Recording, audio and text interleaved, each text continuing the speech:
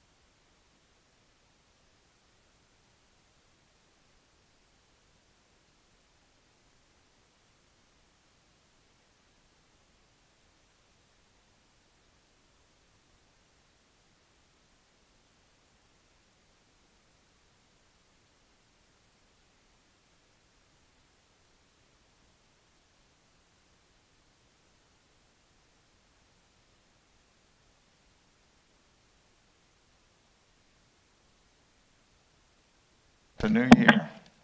Okay, go ahead. We are called to order.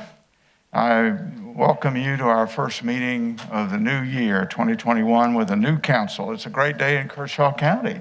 It's a great day in this all-America county. I welcome the new council who just swore an oath. We have new members present today. Mr.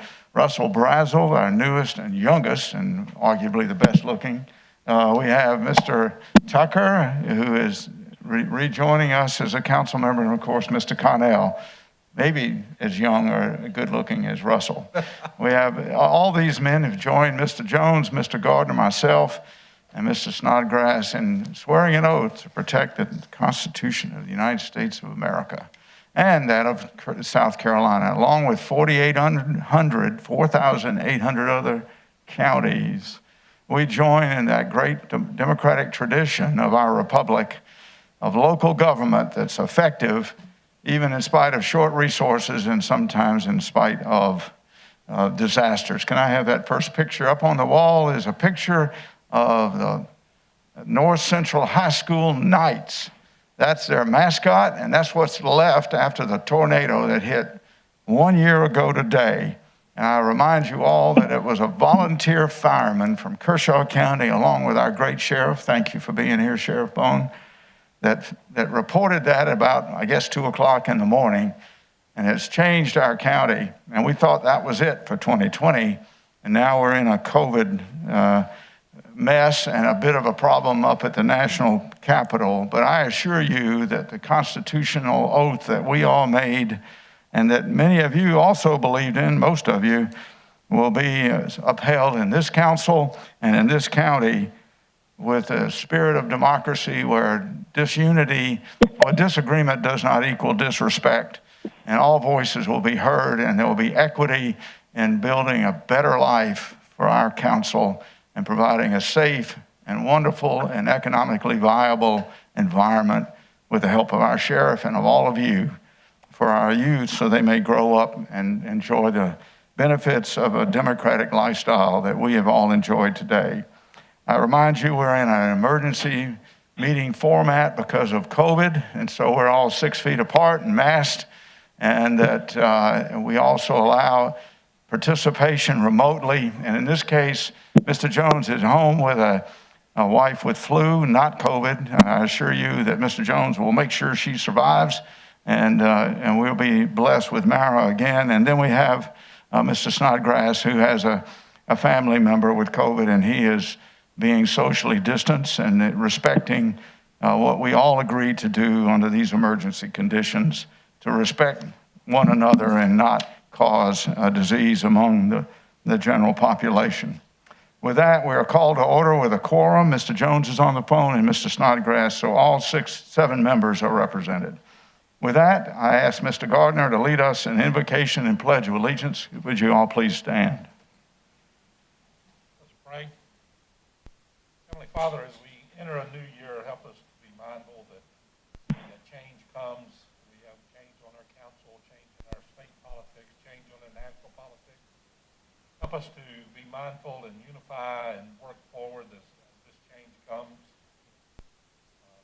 Father, we ask for your guidance as we tackle this terrible pandemic and COVID. We ask for guidance and as we distribute vaccinations, as we try to take this terrible disease down. Father, we ask for divine guidance as we do our county's business tonight. We ask Amen. pledge allegiance to the flag the United States of America, and the republic for which it stands, one nation, under God, indivisible, with liberty and justice. Thank you. Thank you, Mr. Gardner. We now go to public comments. The agenda is up on the board. Mary, we are following e-meeting format. Did we receive any submissions from outlying stations? No, sir. None. So with that, Mr. DeBose, do we have any people signed up? Mr. Chairman and Council, one person signed up, Tom Webb III. Yes, very well. Mr. Webb, please come on up. I ask you to limit to about 5 minutes and respectful of the rules of the House here. We keep it germane and pointed. There will be no Q&A. Our intent here is to listen to you, and we can take action or perhaps meet with you later, and also be respectful of the dignity of the event. Please go ahead, sir.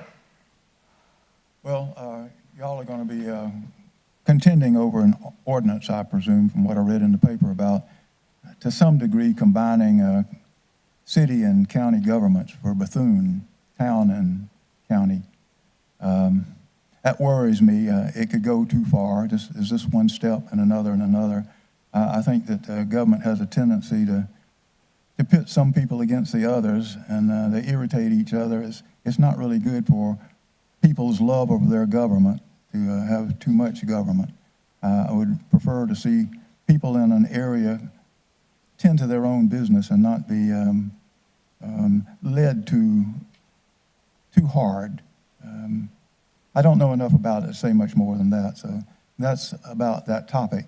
I did want to speak a little bit about the one time that I taught Sunday school in the Baptist church. It was half a century ago, on Amos, who was a prophet, and he was worried that the Israelites were slipping away from their roots, from their religion, from their culture, and I think it applies now. I can't hear a word he's saying. Can we make sure that Mr. Jones can hear that, and Mr. Snodgrass? Can you turn that up? Thank you, Mr. Chair. Didn't mean to interrupt, but I don't hear a thing. Thank you, Mr. Jones. Go ahead. Is this working well now? It's on. Go ahead. Okay. Well, Amos taught that things were going to change drastically. He did business probably with people outside of Israel, and he could get clues. He knew something was coming, tried to warn the people of Israel. They had stepped away from their religion, their culture, their guidance principles. They were seeking after more and more wealth, as people will tend to do. And he warned them again and again, but they wouldn't listen, and Assyria came and carried them all off. So here we are, facing international communism, who they want what we have. They will take it if they can get it. I keep advising people to store up some beans and rice, at least that. Nobody has a crystal ball. Would be scary to look into it if you could actually see what's coming. I think it's down to that point that we're living in very dangerous times. People want to think that we can go back to normal, but I don't think so. I think that we're in for it. And I won't even say how bad it could get, because it sounds like too much conspiracy theory stuff. But anyway, put aside some beans and rice. And I have been coming here for some time. I've met a lot of people. I like you all, I really do. I might disagree with some of you very much on some of the ordinances that you want to pass, but I respect you all, and I love to see your faces again and again. But I feel so strongly about this that I'm almost saying goodbye. I don't want to scare anybody, but why not be kind of ready, at least mentally, for what might be coming? Put aside some beans and rice and get yourself ready. Things may just turn upside down. Thank you. Thank you, Mr. Webb. Mr. DeBose, anything further? No, that concludes it, Mr. And Chairman. that concludes our public comments. We move now to an adoption of the agenda, but before I do that, I want to make sure that we establish some understandings. This is not particularly egregious, but I need a little format. My intention is before I ask for comments from any of the members present, I'll ask for comments from those calling in this order, from Mr. Jones and then Mr. Snodgrass, just to make sure they are heard on each and every agenda item as we move forward. So with that, we move to the adoption of the agenda as shown on the board. I need a first and a second. Can we have a motion, please? So moved. Mr. Gardner, and a second?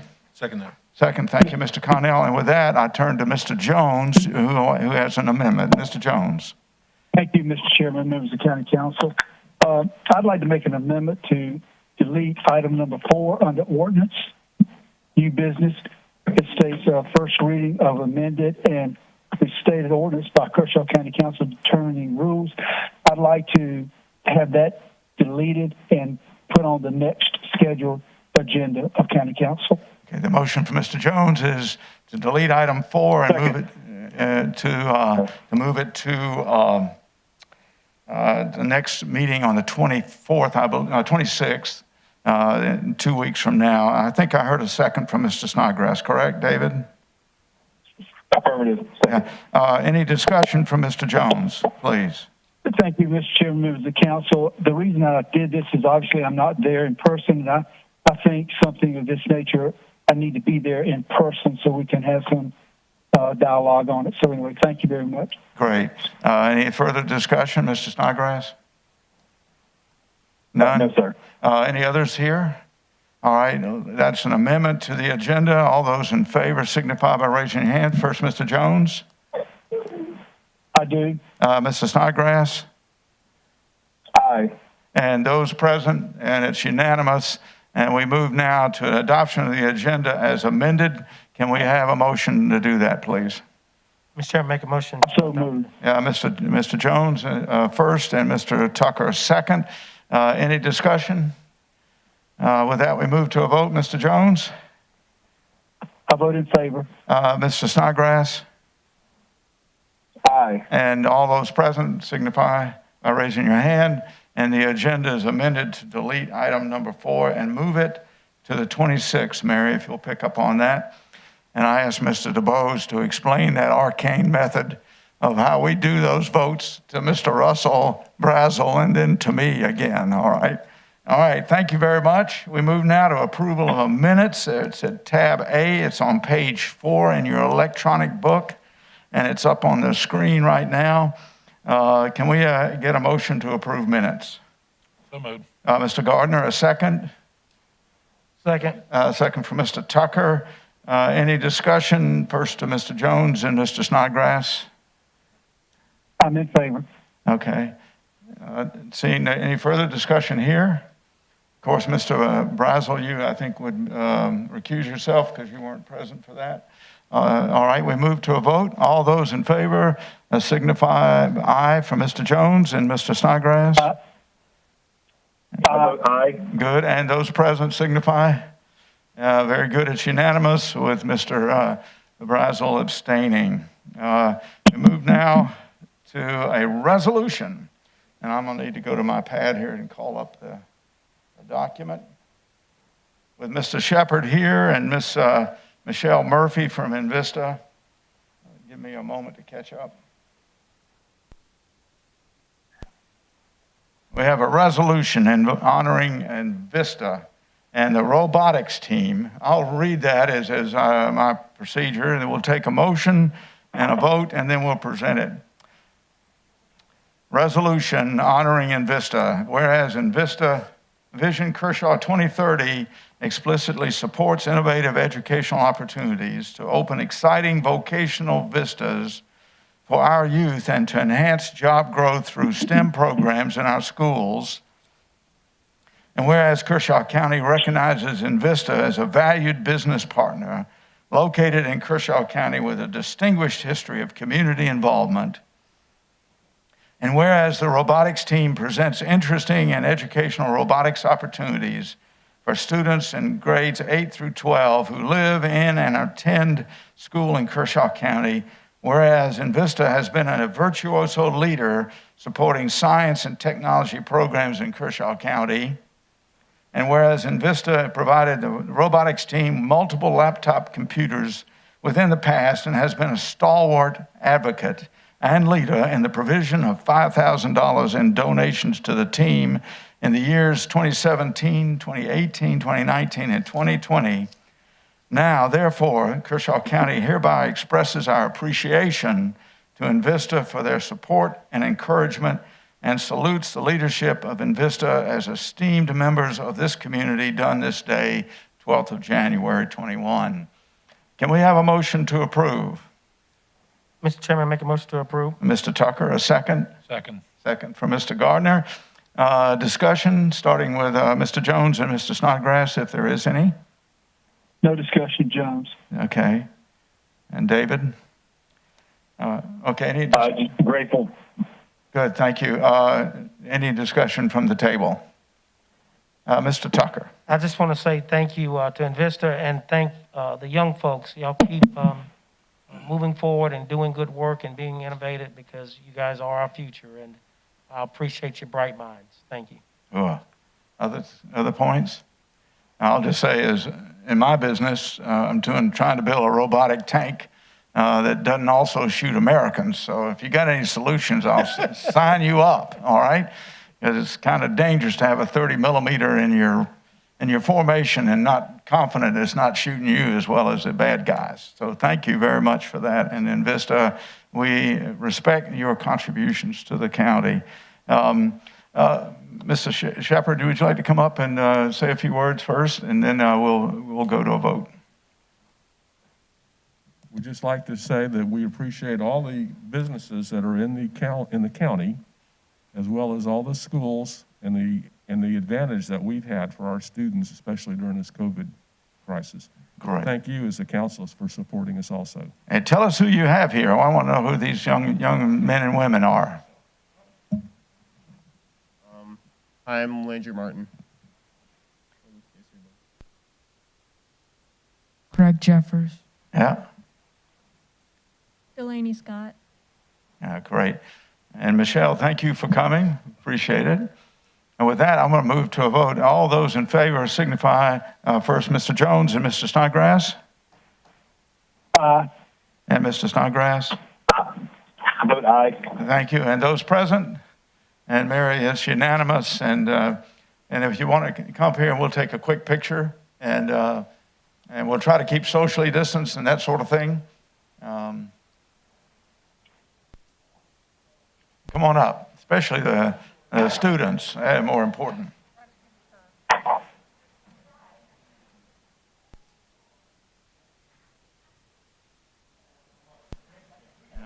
Hey, congratulations. I'll stand up here with the two big guys. Snodgrass.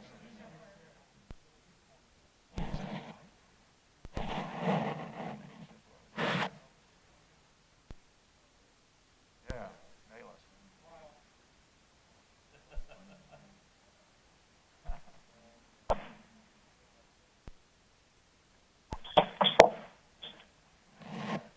Thank you very much. Well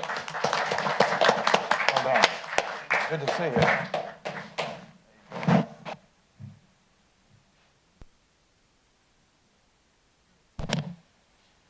We'll let them leave, and so we can get some social distancing here, and off they go.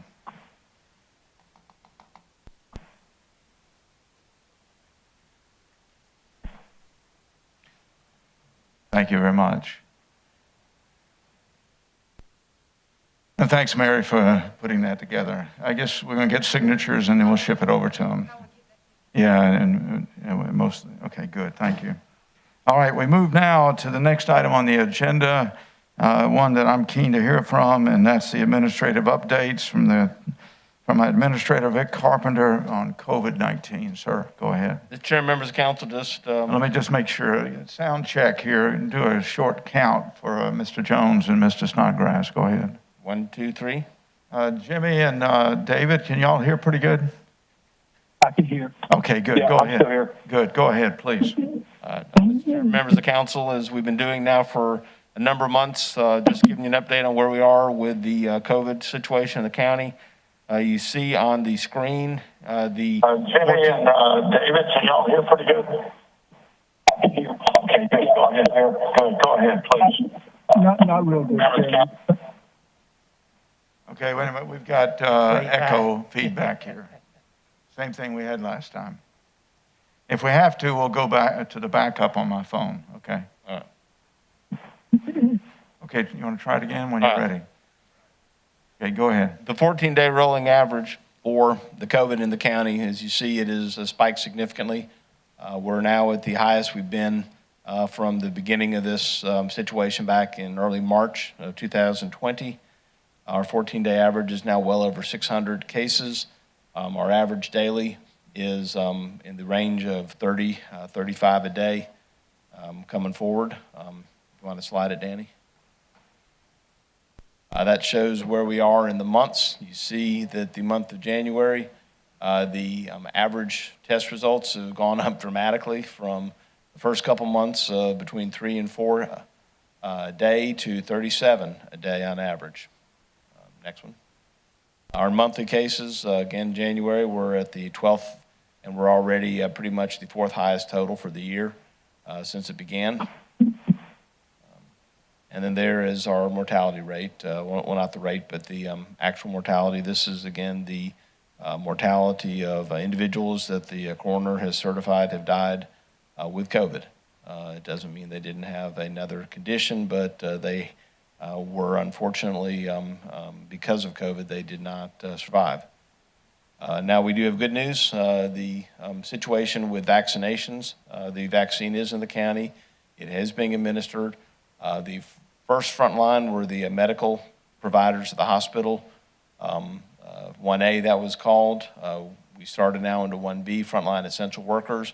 So 1B, we've already started, firefighters, law enforcement, EMTs, EMS, people who are in the front line of providing services to the community. Again, we've already started vaccinating within this county, EMS employees, firefighters. Next, Danny.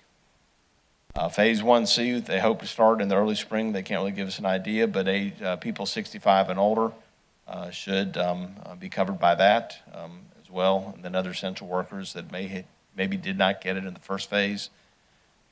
And then moving on, phase 2, late spring, and Danny, the next one. That's it, okay. So what they're finding out is that not everybody wants to take the vaccine. They initially assumed that everybody would take the vaccine, so when they allocated doses and set up the schedule, it was based on that assumption. It turns out that that's not true, that many people are not taking vaccines. That makes it available for others. So they have, since this was put together, they've changed some of those. They now allow people that are 70 and older in the hospital to get it, and just this afternoon, the CDC came out and said they want to lower it to everybody 65 and older can get it now. So this is changing by the day, the vaccination availability. When citizens will be able to get, there is information the county's put out, and it's distributing that was provided to us from DHEC, encouraging citizens who are in the category of 65, 70, and older to go online to a website and register, at which point they're supposed to be given an appointment that they would go and get the vaccination. And that, Mr. Chairman, is my report. Very good. I just got a text from David Snodgrass who says the audio is better on Facebook than it is from this system here. So we'll keep them both going. And just to remind you, if we fail on any audio, either one or both, for David and Jimmy, just to call my cell phone and I'll loop you in. With that, any comments? Mr. Jones, do you want to have anything, or Mr. Snodgrass? No comment, Jones. Okay, no comments from Jimmy and Mr. Snodgrass? No comment. Very good. Any comments from men present? I'll say one thing. Vic, you had a memo from the CEO of Kershaw Health Hospital, Sue Shugart. When do you expect to provide that to the council? Okay, I will have that to the council in their boxes tomorrow, sir. Okay, and I'll just make a note on this right here. I've got a copy from Sue Shugart, and if you don't mind, I'll read a little bit from that. Is that okay? Yes, sir. All right. I'm just going to paraphrase, and then I'll provide this to you later. She agreed with the action by the mayors and the county on a joint effort before Christmas to highlight the public risk of a surge during Christmas, Hanukkah, and the New Year's holiday, and supports the masking, washing of hands, social distancing, along with the vaccination as, quote unquote, our path out of this pandemic. Though it is not mandatory for the hospital staff, vaccinations are underway and highly encouraged, but masking is required at her hospital. At the moment of this writing, as of the 7th of January, today being the 12th, only one ICU bed is empty. But she gives some good news, and I'll have to read it because it's technical. She says monoclonal antibody therapies, while working well and increase recovery rates, and reduce recovery time, plus reduce the numbers of people that are needed to go to the hospital care in the first place, allowing for most to recover at home, end quote. Secondly, she says with a certain amount of pride, quote, folks from neighboring counties are using her facility for infusion therapy as well. So that's the quality of our hospital, and we should be proud of Sue Shugart and Dr. Holstrom and all those people. She asks this, quote, plasma donors are needed. Those who have had the disease should volunteer, knowing too that the donorship eligibility declines with time, so the sooner a person who's had the disease donates their plasma, the better, because that'll help her in her inventory of plasma. Let's see, I'll skip down. Quote unquote, the shots are not mandatory, repeat, are not mandatory, but Kershaw Health highly recommends it to the county. There has been tremendous medical staff leadership in getting the vaccine and encouraging even members of her staff to receive it, okay? And then these are the numbers she quotes with respect to the vaccine, and I don't know which one it is, but there are two different types and maybe more. Quote, the facts are that the shots are proving 53% effective on the first vaccination and 94% effective after the second dose. Maximum coverage is achieved 2 weeks after the second dose. And let's see, she says, quote, she supports our resolution which encourages mask and vaccination, about which we'll see a little later on. And this is one that I need to ask a question about.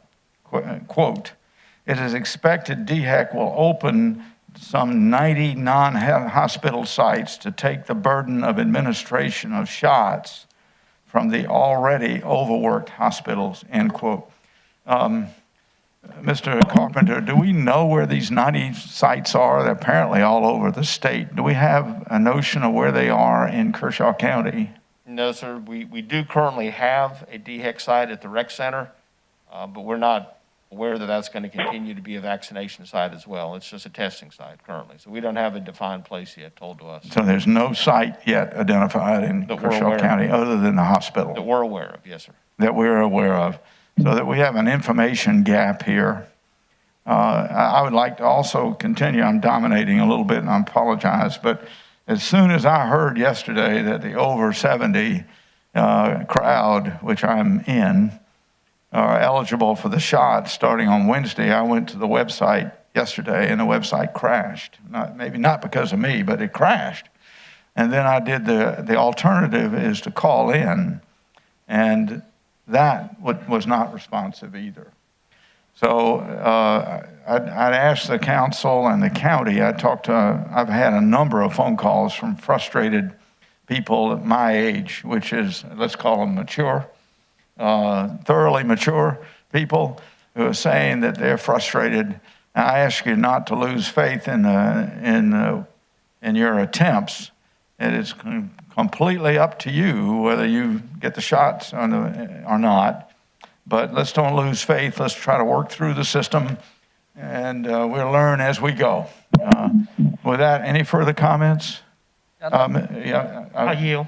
I yield to you, Russell. Russell Brazel. Hey, how's everybody doing? Yeah, it's a big controversy over the COVID and, take the shot, you might fall over dead. I encourage people to think for themselves. You've got a choice. The government is not going to make you do anything. This piece of paper, it doesn't, we're not making anybody do a thing that they don't want to. Consult with your doctor. And I think if you do want to get the vaccine, we as a county need to be prepared to educate people as to where the sites are. We need multiple sites. What can we do to help achieve 4 or 5 places to get the shot if you want it? DHEC is the entity that's been tasked by the state of South Carolina to handle every bit of that. The county has, from March, been trying to be part of the process. We have volunteered our staff, our resources, our buildings to help them. We've not been well received in any of our efforts. They've been very uncommunicative. They have not shared information with us, sometimes critical information in the early stages that our EMS and EMTs needed as they were going out trying to deal with patients. So the short answer to your question, Mr. Brazel, is there's very little we can do. We are trying to be as much a part of it. We would love to help them with space. We'd love to offer them the resources we have available to us, and they know that. And we keep sharing with them our frustration as well as our willingness to be part of the solution. And as we learn information, we share it as fast as we can. Yeah. Anything further? Good comment. I mean, I go ahead. don't know. I think we need to pull information out of somebody and make it happen. I don't know who that person is. I'll be happy to help. But if you don't want it, don't take it. If you want it and it's available, like Chairman Burns, is, I think, ready to take it, or maybe already taken it. I'm not sure. We need to do what we can to make it available. Absolutely. Perhaps I can offer there that I call the Chief of Staff at DHEC again, if that'll help. Let me listen to the group here today, and I'll call the Chief of Staff at DHEC, and I've got his 24/7 number, and maybe that'll help. But I have to tell you, I've not been successful with that crowd, and neither has Mr. Carpenter. But good points, Russell. Absolutely. Mr. Tucker, can I go to the people on the phone? Yes, sir. Mr. Jones or Mr. Snodgrass, any comments? I yield to Mr. Snodgrass first. Okay, David? Just making sure, are we still on Vic's admin update? Is that correct? Yes, we're still on the COVID update. Okay, yeah, I'll yield. Okay. Jimmy, over to you, sir. We're on the resolution. We're not on the resolution yet. We're still on the COVID update. Okay, the COVID update, and I apologize, I'm having a tough time hearing, but I have no comments on Mr. Carpenter's comment. Thank you, sir. Mr. Tucker, I'm sorry. Thank you. Yes, sir. Oh, thank you, Mr. Chairman. My question is to the administrator, Mr. Carpenter. What are we doing? It kind of dovetails on what Councilman Brazel was speaking about as far as getting PR out from the county to inform these folks on, the information and, also doing some little PR on folks who have taken it. I want people to make their own minds up, but I want them also to know that it's safe to take.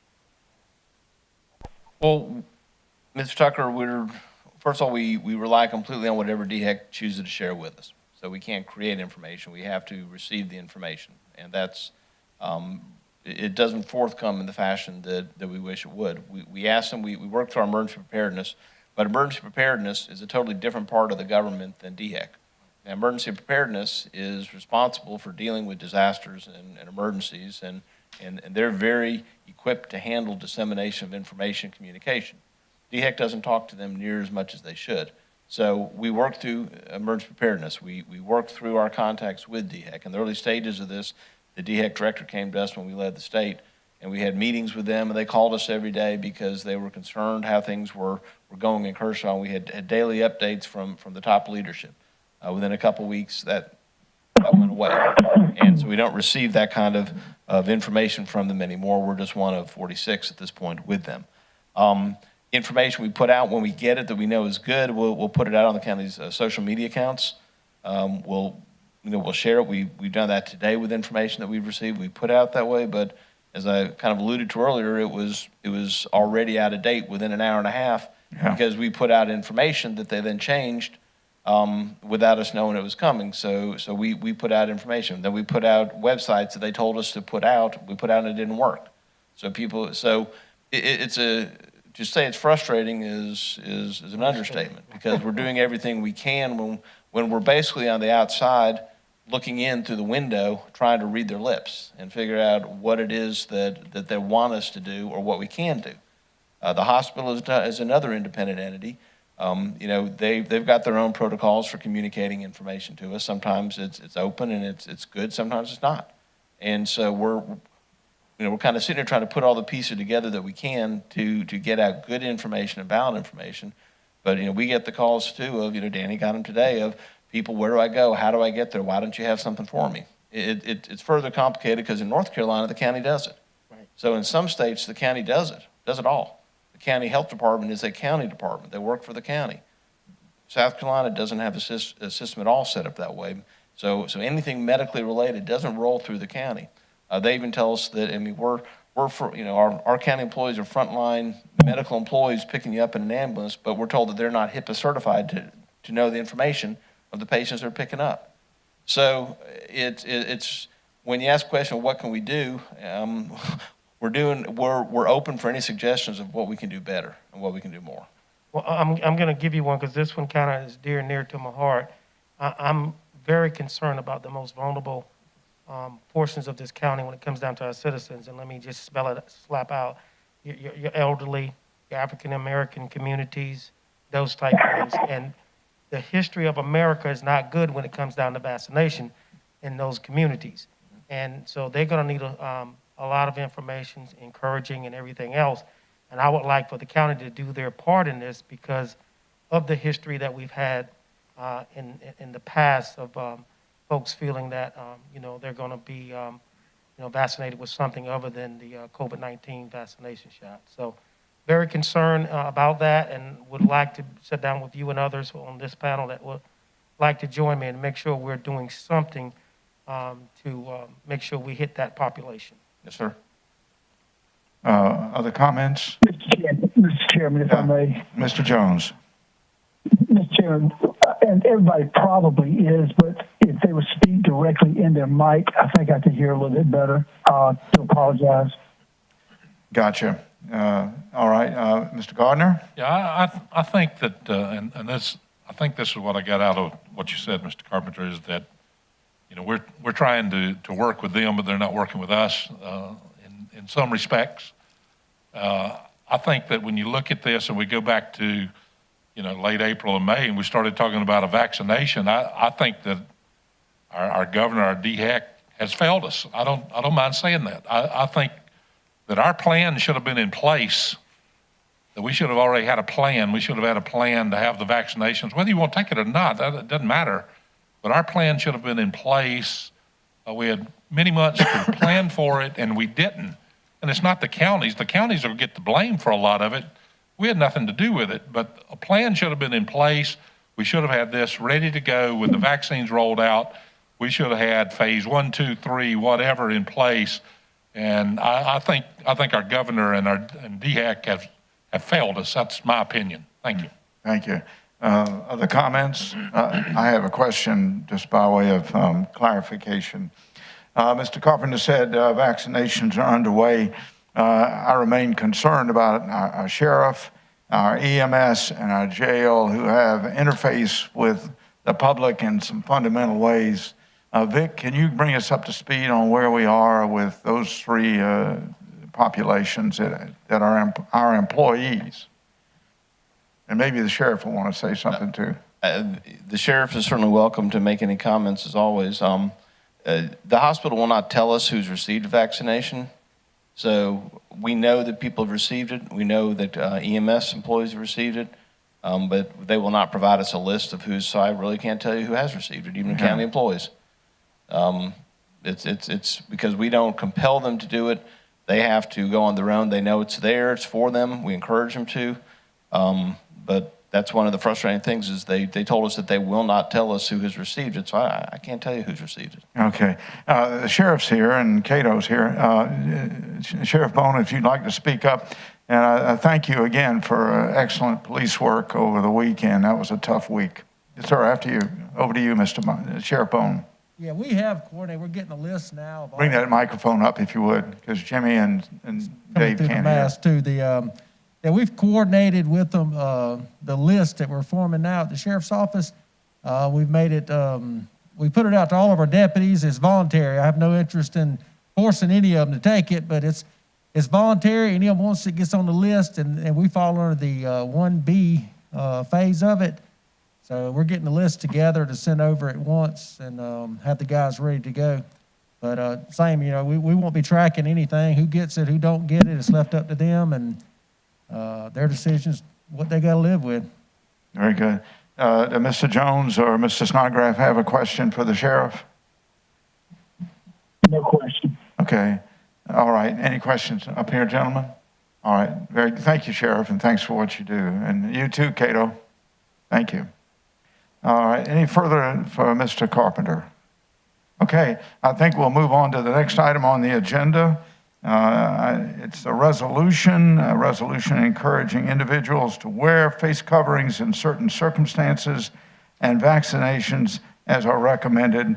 It's at page 9 in your electronic book in tab C, and it's also on the board. I'm going to read selectively from this, noting that the resolution in the main was passed by the council back in the summer, recommending and encouraging individuals to wear face coverings.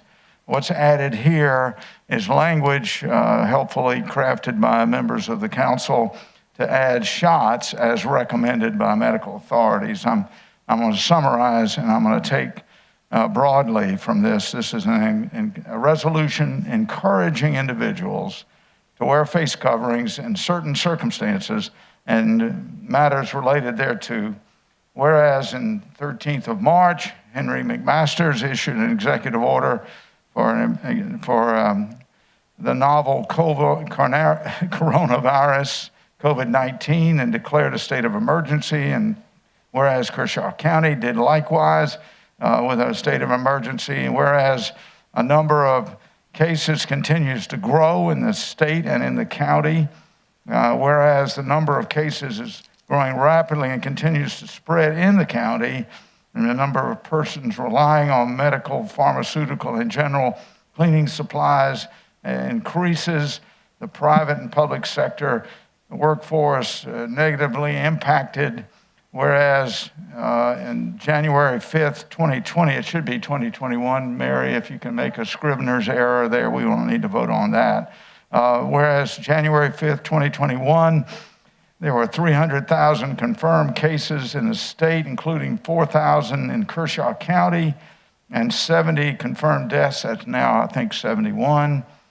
And whereas a vaccine has been approved in the United States for use, and national and state health agencies are encouraging and recommending that people become vaccinated, whereas national and state health officials are recommending and encouraging the administration of the flu vaccine to protect the public health, and whereas Kershaw County finds it vitally important that individuals work together to decrease the widespread proliferation among citizens of the county, and whereas the CDC and DHEC advise the use of face coverings to slow the spread of the COVID, and whereas taking measures to control outbreaks, minimize the risk to the public, and reduce the spread of infection.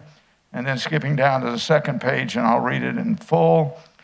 Whereas in order to protect, preserve, and promote the general health, safety, and welfare and the peace and order of the community, the county is taking steps to try to protect the citizens and employees of the county from increased risk of exposure. Whereas in light of the foregoing, County Council deems it proper and necessary to adopt this resolution in order to encourage patrons of stores and pharmacies to wear face coverings, and while inside the store, in light of the fact these establishments sell essential goods such that individuals do not have a meaningful choice to decide not to shop there, and B, all employees and patrons of county-owned facilities where social distancing is not possible to wear face coverings. Now, therefore, be it resolved by County Council of Kershaw County in a meeting assembled that due to the real and present concern of the spread of COVID-19, face coverings are encouraged for all patrons of grocery stores and pharmacies, as well as patrons and employees of county-owned facilities where social distance is not possible.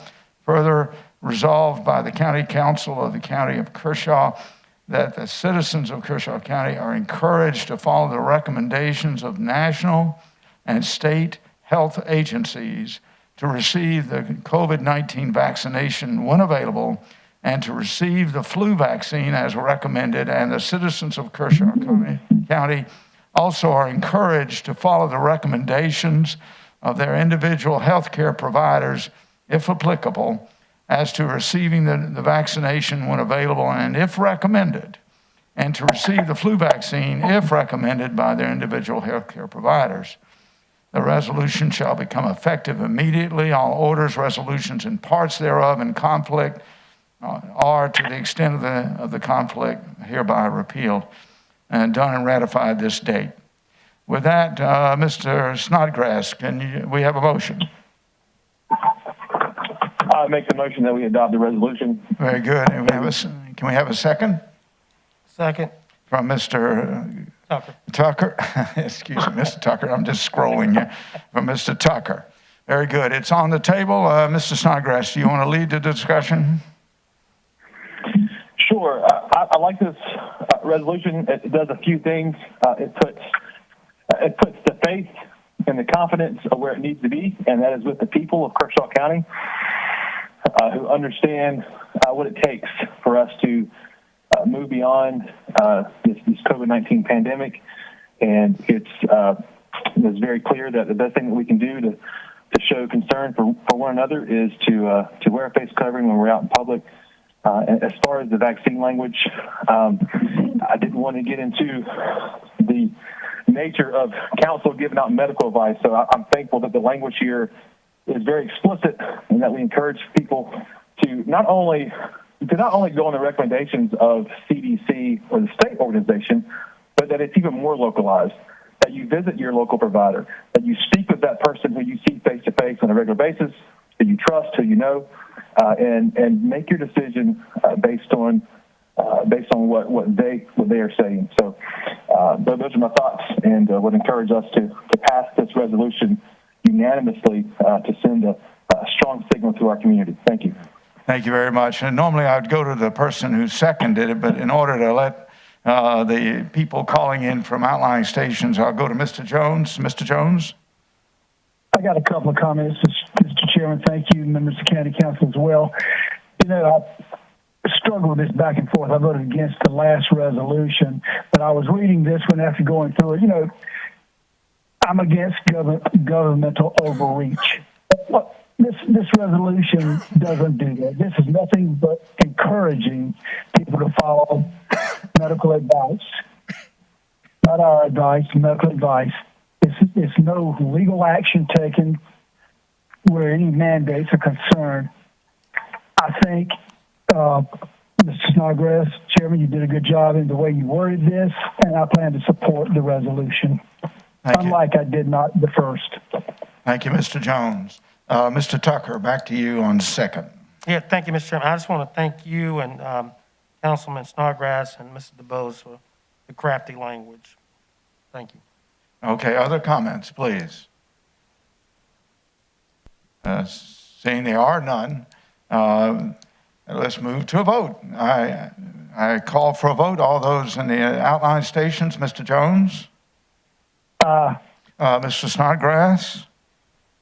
I vote aye. And those present signify with a hand vote, and it's unanimous, Mary, and it passes. Thank you, gentlemen. I think a show of unanimity on a matter of critical interest to the county, unlike we have seen in 100 years, is of great value to our county.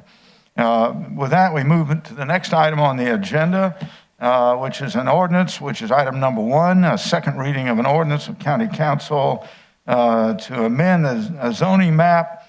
It's at page 11 in the electronic book. It's on the screen in front of you, and it's at tab D. Mr. Carpenter, help me on this one. Mr. Chairman, members of council, you have in front of you tonight for second reading an ordinance to rezone approximately 70 acres of land located on Bulware Road, Kershaw County. It was approved unanimously by the Planning Commission in November. County Council approved it first reading unanimously. It comes to you now for second reading. Very good. And I see you, Mr. Newman and Mr. Robbie Lackey here. Thank you for coming out of the woods, Robbie. I didn't recognize you outside of your natural habitat. Can we have a motion to approve? Make a motion to approve, Mr. Chairman, second reading. Very good. from Mr. Tucker. A second? Second. Second to hear from Mr. Brazel. Discussion going, like I said, to the call-in stations. Mr. Jones, as a senior man. No discussion. No discussion. Mr. Snodgrass? No discussion. I supported it the first time, and I'll support it again. Very good. Discussion here. Anyone? Mr. Tucker, I'm sorry. Just want to make a quick comment. I want to thank Mr. Newman and Mr. Lackey for getting the adjacent property owners and folks in that area to support your project, so you have unanimity and great folks to be neighbors around you. So thank you for your hard work on this project. Thank you. Mr. Connell, Ben. Thank you, Mr. Chairman. I just wanted to ask staff if there's any feedback from the public since the last meeting, the last vote on this? No, Yes, sir. Okay. Nothing.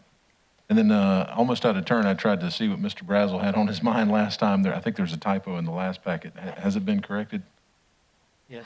Okay. Yes, there was a typo that lot size was 6,000 square feet, which was incorrect. That would have put about 400 houses in the neighborhood. It was corrected. The lot size is 15,000 square feet. So I would love to hear more about this, just so that we know what we're getting in Lugoff. Certainly ask either Greg or Robbie to come up if they want to say a few things, or we can arrange a separate meeting if you're not prepared to do that now. Yeah. I'm Robbie Lackey. Yeah, move that Greg microphone Newman. down about 3 feet there. Thank you, sir. I'm Robbie Lackey and Greg Newman, and we are, actually it's going to be just single-family residential housing, stick-built homes, and really beyond that, we don't have any specifics. Of course, we're going to meet all the county regulations and that kind of thing as well. How many homes do you think are going to be in there? We think about things such as school systems being impacted, roads, traffic's getting, pretty tough. And that's what raised my eyebrows the first time when I saw it might be a high density, but that was obviously just a clerical error. Absolutely. So 15,000 square feet will be the minimum, of course. And then as far as you put in the roads, the rear of that's got floodplain, you've got stormwater retention, all your utilities. So you're not going to net out that many acres, of course, to get that many homes. But, I would say that it will probably, average a little more than 15,000 square feet per lot, but till there's been no design that's been put together yet. Okay, so y'all are still early planning stages? Absolutely. We wanted to get through this before we really got the engineers really on board. Okay, thank you. Other comments? While Mr. Lackey's up, does Mr. Jones or Mr. Snodgrass have any comments? Yes, I do. I'm Robert Lackey. Okay. I think he does a great job and appreciate what he does. Very good, and we all do. Thank you, Robbie. Thank you very much. Greg and Robbie, thanks for coming. Other comments? Okay, I think we're ready to move to a vote. As we did before, I'll go to the call-in stations. Mr. Jones, how do you vote, sir? Aye. And Mr. Snodgrass? I vote aye. And those present signify. And it's unanimous, Mary, and we move on to the third reading of the next go-round. Item number 2 under ordinances is at tab E, page 33, in your electronic media, an extension of emergency ordinance to establish safety measures, virtual meeting attendance, operating procedures regarding postponing and/or rescheduling Kershaw County Council meetings. I'll read briefly from select parts of this, because it remains, I think, unchanged, right, Mr. DeBose, except for the date. That's correct. All right, gentlemen, we've been doing this for almost a year. This will take us into our second year. Hard to believe. I'll read certain parts of it. All of you have got it. And it's an emergency ordinance to establish safety measures and so on, as I'd already previously read. Whereas South Carolina Code of Laws expires automatically at the 60-day level. We're a little bit past that. And whereas the finding contained in the ordinance are still in effect and operative, and the dates applicable to the declarations of the governor of South Carolina have been extended and the number of cases of COVID-19 has remained unacceptably high in South Carolina. And I'll not go through all those whereases. There are certain provisions here and that I'll allow you to go through. I think the public is well aware of these. And I want to read one phrase in here, that this is an effort to protect and preserve the general welfare of our citizens while promoting and enacting the will of the people. And this is an important phrase. And believes this world health event requires the council to take all necessary actions to ensure the safety, welfare, and health of its residents. Now, therefore, Kershaw County, by the power granted it by the state of South Carolina Constitution and General Assembly through the Home Rule Act, hereby declares, enacts, ordains, and orders a state of emergency. That's the key two phrases. With that, can we have a motion to approve? Make a motion to approve the emergency ordinance. Mr. Tucker, a second? Second. Second from Mr. Gardner. And let me go to the discussions to the call-in stations, beginning with the senior member, Mr. Jones. Jimmy? Thank you, Mr. Chairman, members of council. I like that senior member, even though I feel very young at heart. Listen, okay, here's where we'll go probably part ways, gentlemen. I have a problem with the ordinance. One, it's a mandate. And, if you go to number 5, it talks about the Kershaw County Chair, County Council will have the authority to provide remote or virtual attendance at meetings. But we're not doing that because I can't do it virtual now.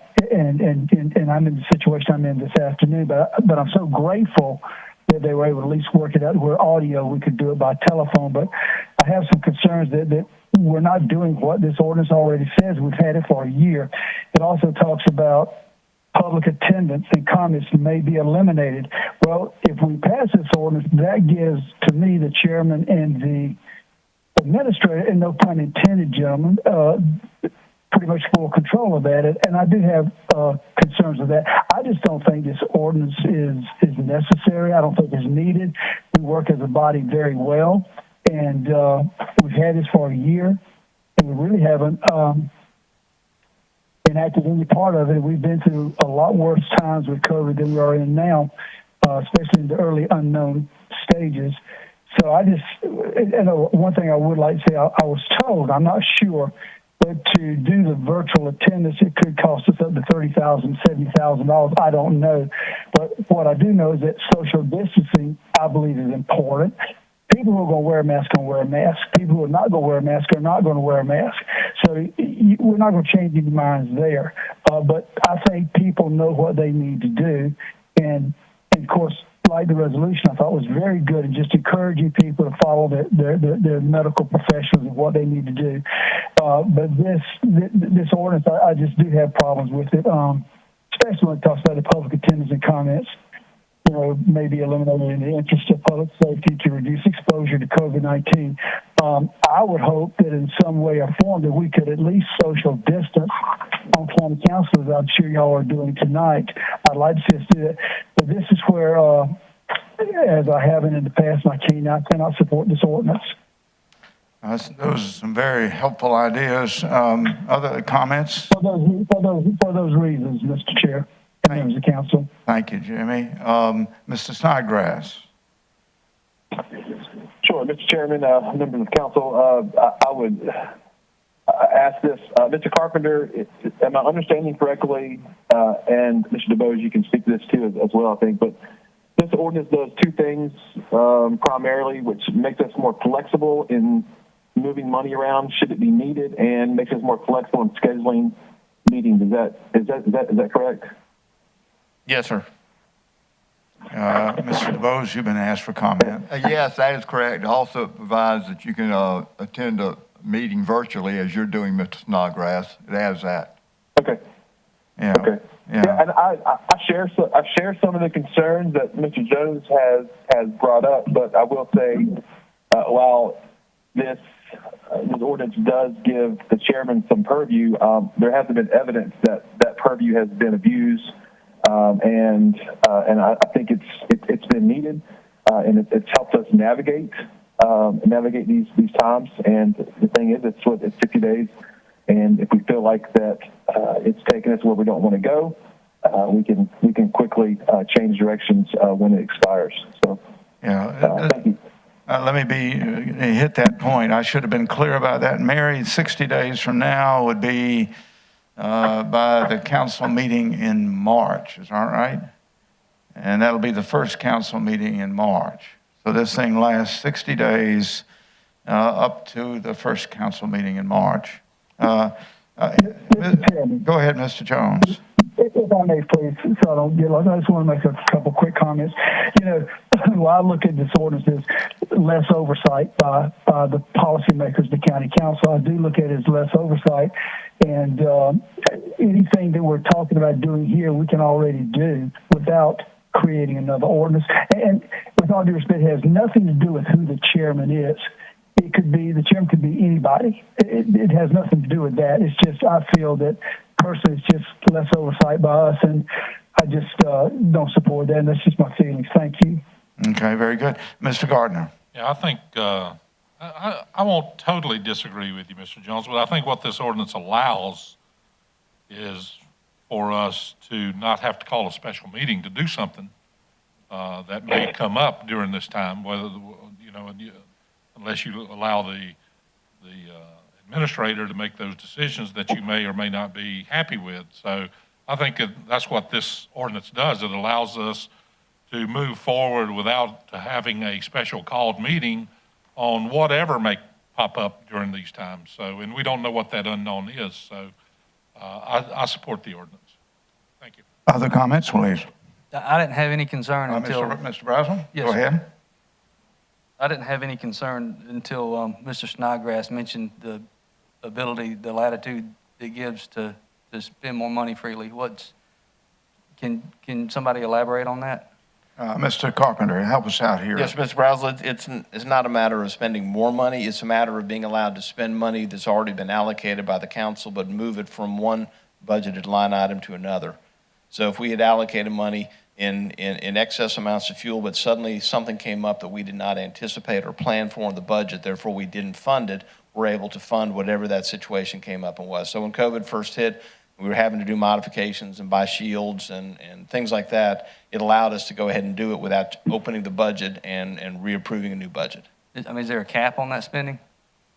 Oh, yes, the cap is what the council's approved. So the council approves the budget, which is a dollar amount. And so that's the cap, is I can't spend more than the council has allocated to be spent. It just allows me to, within that amount, shift it around as needed. Mr. Chair. 100 grand, 200 grand? Mr. Chair. Hang on a minute, Jimmy. Go ahead, Mr. Brazel. I mean, for example... If I overspeak anybody, I apologize. It's just kind of hard to hear, and I'm trying to keep myself at the pace we're at. Have you called on me? Am I speaking? I still got Mr. Brazel up. Hang on. I'm sorry. Did not mean to interrupt. Yeah, it's a little harder. Go ahead, Russell. No, that's fine. I mean, obviously, it's my first meeting. I'm new to this. I'm trying to understand, what that An provides. example was when we did the small business grants, and we took $1 million and used that as grants to our small businesses. That was not budgeted, but it was within the context of the budget. We were able to allocate the funds and spend it. So it just gives us the ability. Normally, if we haven't planned for and anticipated something and something comes along, we would have to open the budget, go through 3 readings, public hearings, and have a revised budget. So it just gives us flexibility to respond to situations.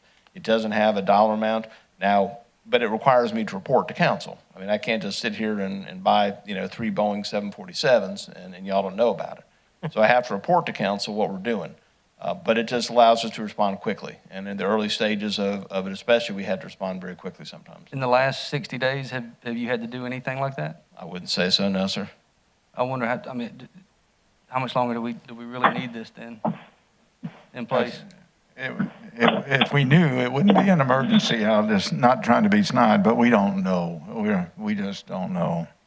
An example might be if the governor turns around and says, I want the counties to do X, Y, and Z on vaccines, then we'll probably convene in here and ask Mr. Carpenter to act on that in an emergency fashion. We just don't know, Russell, frankly.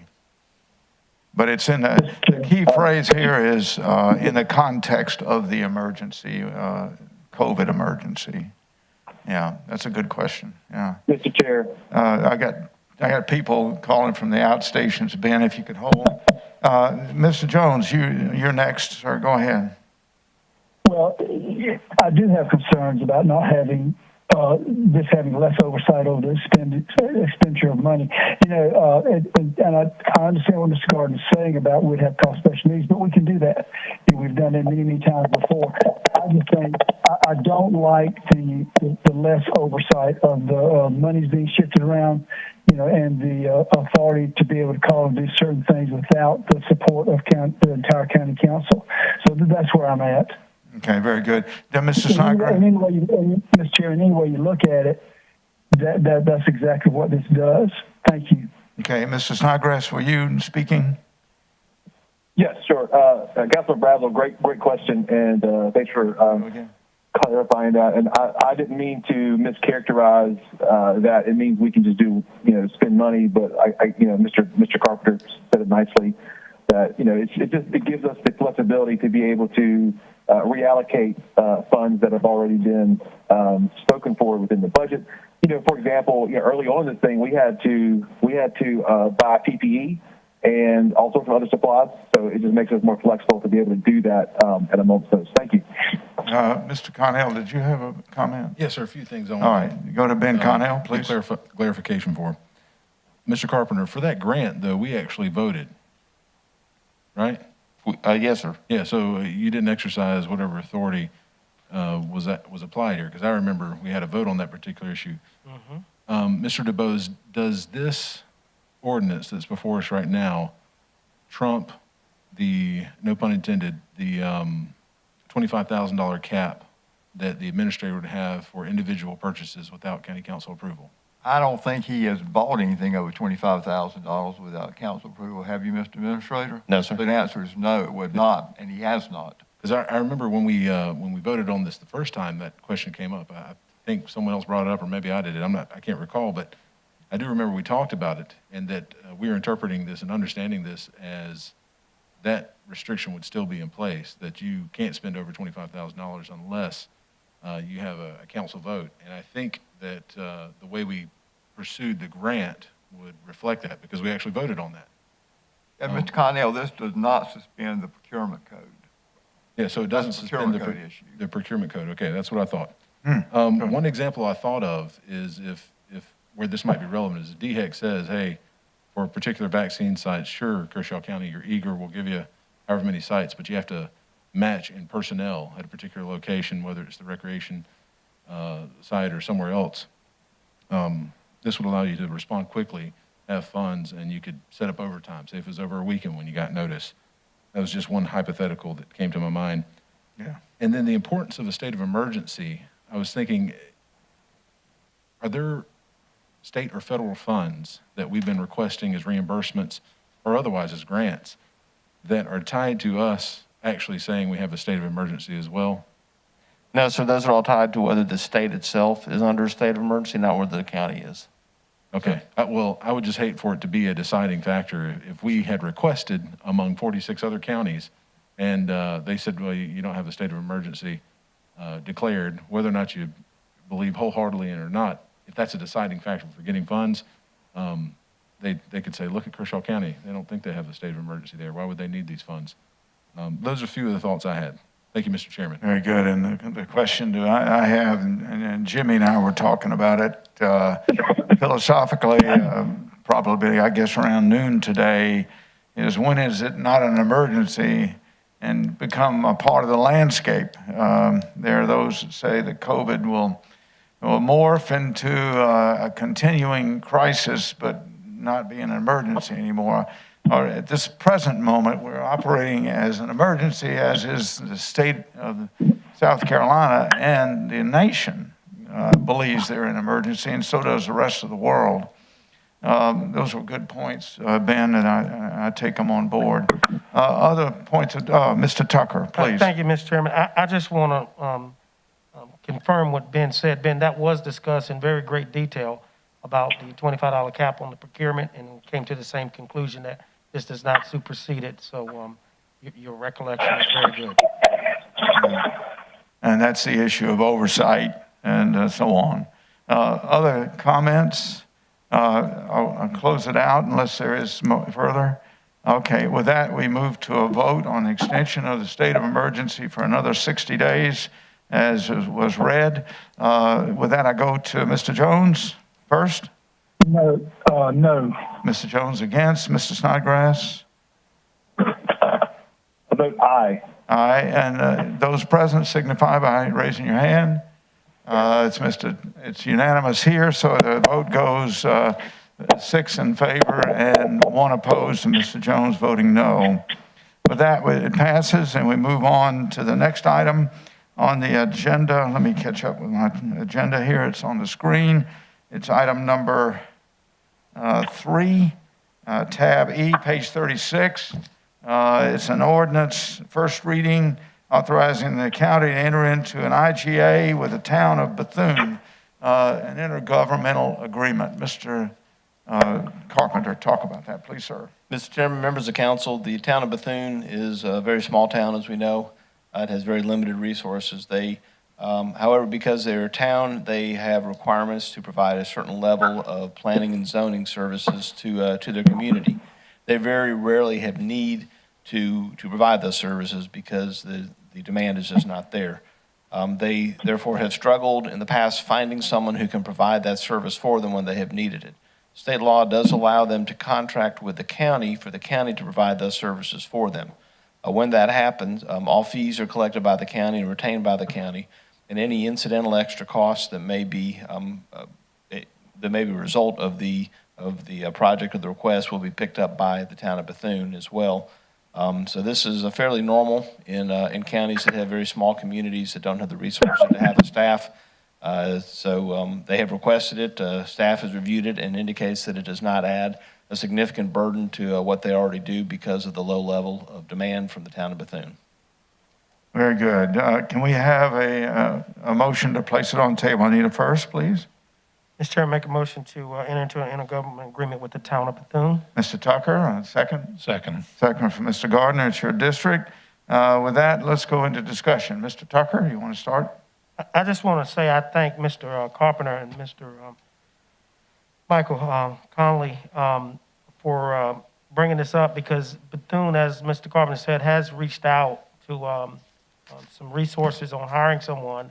That hadn't gone well. They've reached out to Santee, and they're not able to provide the services that they need. And they even recommend that they come back and do the county, because this is a popular way of, as Mr. Carpenter said, the small towns to partner with their local counties to get these services done, and they can all be on the same page and uniformity.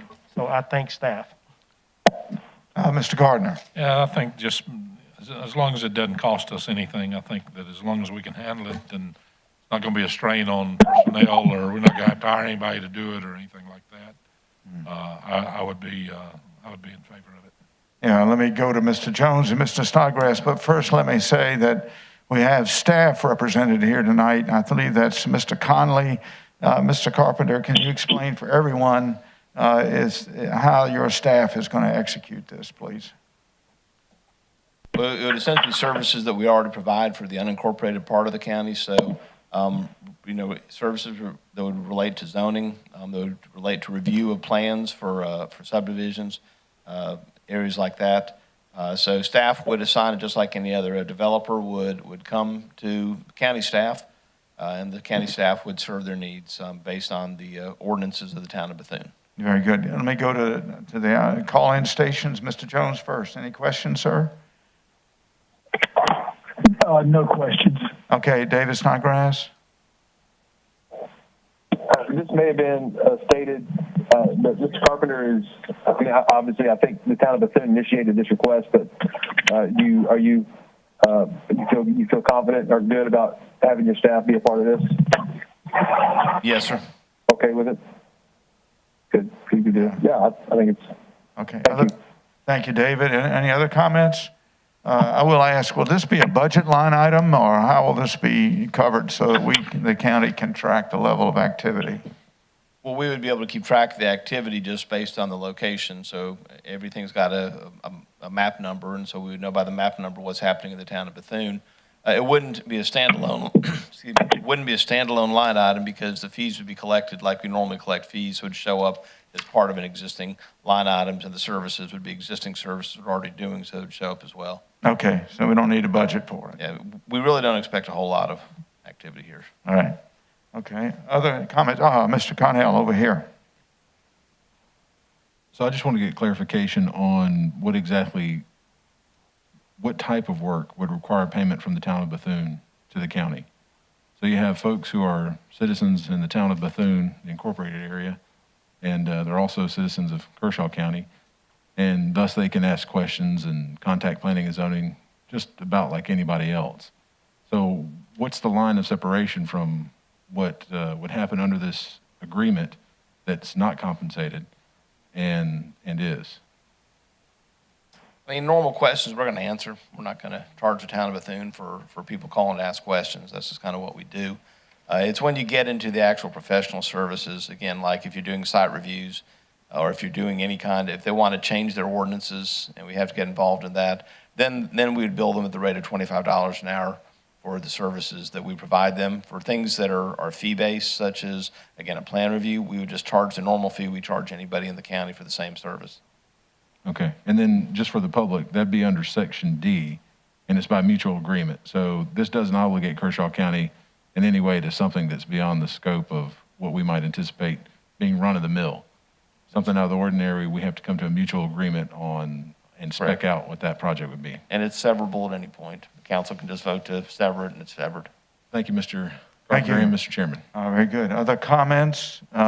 Seeing there are none, I'm ready to go to a vote, starting with the call-in, Mr. Jones.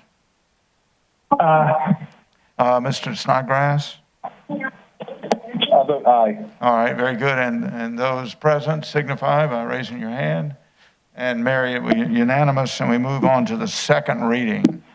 With that, we move now to new business. So we're going to, consistent with Mr. Jones' request, item number 4 on page 40 is moved, Mary, to the 26th, okay? We're on new business, briefing on retreat planning and budget prep. There's no handouts, but we go to Mr. Carpenter to tell us the way forward, please. Mr. Chairman, members of council, you see on the screen in front of you, and we'll put in your boxes as well, the schedule for the budget planning retreats. This is the first round. We'll start Tuesday, February the 2nd from 5:30 to 7:30. This will be public presentations to council. As you recall, in the past, we've convened council for a full Saturday, and we started with the morning with outside agencies and then departments, and then you'd move into planning and goal setting. What we're doing this year is we're breaking it up into smaller sessions. So we'll do Tuesday, February 2nd, then Tuesday, February 16th will be county departments, again, making presentations to the council. Then Saturday, February 20th, that morning, will be the goal-setting retreat for the county council. Location will be out at the technical high school is where we'll look to hold these. Very good. Questions on that? I presume you've talked to the council and see for availability and so on? Where we saw there was a concern, we did, yes, sir. And I know that Mr. Connell's got a birthday on one of those days. And if he's not here, we'll certainly catch him up when he's back. All right. Mr. Chairman, if I might be recognized, I just want to say that all the green tabs for voting, if we're using that system this year, I'm going to pre-vote, so y'all make sure I get mine, okay? For priority. I'll participate remotely. This is under emergency circumstances. All right, this doesn't require a vote, but are there comments from Mr. Jones or Mr. Snodgrass? Jimmy? No. Thank you. No comment. Thank you, sir. Mr. Chair. Snodgrass. Mr. Chair, will you repeat those dates because you're closer to the phone, so we can make out what you say. Okay, I say Will you again, repeat those dates? the dates, 2nd of February at 17:30 military time, 5:30. 16th of February at 17:30. And the 20th of February at 0800. And then, okay. And of course, Mary and Vic are available to coordinate and deconflict. Okay, with that, we move to the, yeah, thank you, David. With that, we move to item number 2 under new business, election of a vice chairman. Do we have a nomination, Mr. Gardner? Yes, I do, Mr. Chair. I would nominate to re-elect Councilman Tucker as vice chairman for 21-22. Very good. A second? Second. Is that Mr. Snodgrass? Yep. Yes. Okay. Comments? Mr. Jones, any comments? Mr. Snodgrass, any comments? I think the vice chair's done a good job, and I support it. Very good. Mr. Gardner, you made the initial motion, sir. Any comments? I would concur. Mr. Tucker is my choice. All right. Other comments? As chairman, I'll tell you, he's done a fabulous job. And to his credit, we have such initiatives that were supported by most of you, to include the working group that were on that group for a number of items. One of those was the provision of a grant to our small businesses. And I think we led the nation, and indeed the state as well, in taking care of our businesses in a crisis situation. Thank you very much, Mr. Tucker. With that, we move to a vote. Call-in stations, Mr. Jones? Aye. Mr. Snodgrass? I vote aye. Okay, and those present signify. And Mary, we have a vice chairman who's getting good at it. Thank you very much, Mr. Tucker, and thank you. I look forward to the year ahead. Yes, sir. Thank you. With that, we move to item number 3, which is a bid for a van for the library on page 50. I think it's 50, or is it 48? Yeah, page 48. Mr. Carpenter, can you bring that in? Yes, Mr. Chairman, members of council. We have in front of you, I'm sorry, I'm trying to pull it up. Yeah, okay. We have in front of you tonight for approval a bid for a van for the library. We received, put out for bids, we received one response from Driver's Vehicle Innovations in Ladson, South Carolina for $35,281. It was advertised on our website and in the normal routes that we go through. This is within the budget that we had allocated. Part of this is coming from a grant from the state of South Carolina of $28,500, and the library is pitching in another $6,700 for it. Staff presents it for council's consideration and approval. Very good. Can we have a motion to approve? Make a motion, we approve the new van for the library. Mr. Tucker, a second? Second. For Mr. Connell? Okay, Mr. Tucker, you want to bring it in, please? Any comments? Just want to say, Mr. Carpenter, if you can thank Miss Amy, who's continuing to do a good job since she's been back. This is the type of stuff that we like to see. There's no amount of money that's coming out of the budget that hasn't already been allocated in their budget, and it's not asking for extra money from the county. So we thank her for being frugal and pursuing these grants, she and her staff. Okay. I'm going to go to the inline stations. Mr. Jones, comments, sir? No comment. Mr. Snodgrass? Just thank you to the library staff for being creative and going out looking for a grant to take care of this. Yeah, very good. And I believe money has already been appropriated for that in our budget, correct? Yes, sir. Yeah, good. Mr. Connell, any comments? Mr. Chairman, just for the public, Mr. Carpenter, what is the condition of the vehicle it's replacing? Well, we don't currently run a van like this, but all the vehicles are in pretty deplorable shape. So we're fortunate when they crank and get out and get them home without warning lights coming on. So it's well used, very heavy mileage on it, and a lot of wear and tear. So it's due time. Yes, sir. Thank you, Mr. Carpenter. Other comments? I received calls from the library board who appreciates our action on this. Secondly, I do have an administrative issue. And is Sarah Williams now back for work? And is she able to do that safely? No, sir, she's still working from home. From home? Yes, sir. Very good. I'm glad that we're taking care of our employees in this situation. Thank you. And our compliments to her and to you to making it happen. With that, I think we move to a vote. Offline first, Mr. Jones? Mr. Snodgrass? I vote aye. Okay, and those present signify. Mr. Connell, are you with us? Oh, yes. Okay, good. All right, it's unanimous, Mary. Move on to the next item. I was reading something, excuse me. We have our sheriff here. Thanks, Lee, for waiting. Item number 4, a vote for the sheriff's office. It's at page 50 in your electronic book. Mr. Carpenter, can you bring it in? Mr. Chairman, members of council, the sheriff's office has requested the purchase of a boat that will allow them to better provide services to our citizens on the lakes and the rivers in this county. Went out for bid. We received two bids back. The low bid, Marshall's Marine, for $53,015 is what staff recommends. Of that $53,000, $35,000 is a grant from South Carolina DNR. Right. And the remaining $18,000 comes from the sheriff's forfeiture account. Very good. Creative. With that, can we have a motion to approve? Make a motion to approve. Mr. Jones, thank you, has the first. Mr. Tucker, second. With that, it's on the table. Mr. Jones, you have comments? Well, I probably sound like a broken record, but Sheriff, thank you for the good job you do.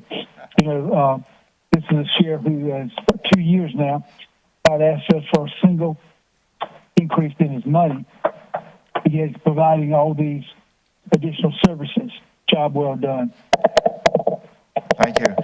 Mr. Snodgrass, any comments? Just a few questions. Does this price include striping and identification? Sheriff, does it include striping and identification, et cetera? And light kits and all that stuff? Yes, this includes everything. This is going to be turnkey when we get it. The answer is yes, David. Any further questions, David? Well, good. Well, you had Lieutenant West give me a ride in the new Ford F-150s we got, so maybe I'll get a boat ride too. Absolutely. And might I add, Mr. Connell, also, when we talk about replacing stuff, this boat's almost 30 years old, and we've had a couple of our citizens have to tow us off the lake a couple of times, so it's oh my gosh, it's due. And we found a way to pay for it without dipping into taxpayers' wallets. Very good. Mr. Tucker, please. Thank you. Sheriff, I want to say the same thing I said about the library. Just thank you for being frugal and creative on how to get more for the citizens of Kershaw County. And as you said, and not asking for more from the pocket. So thank you very much. Very good.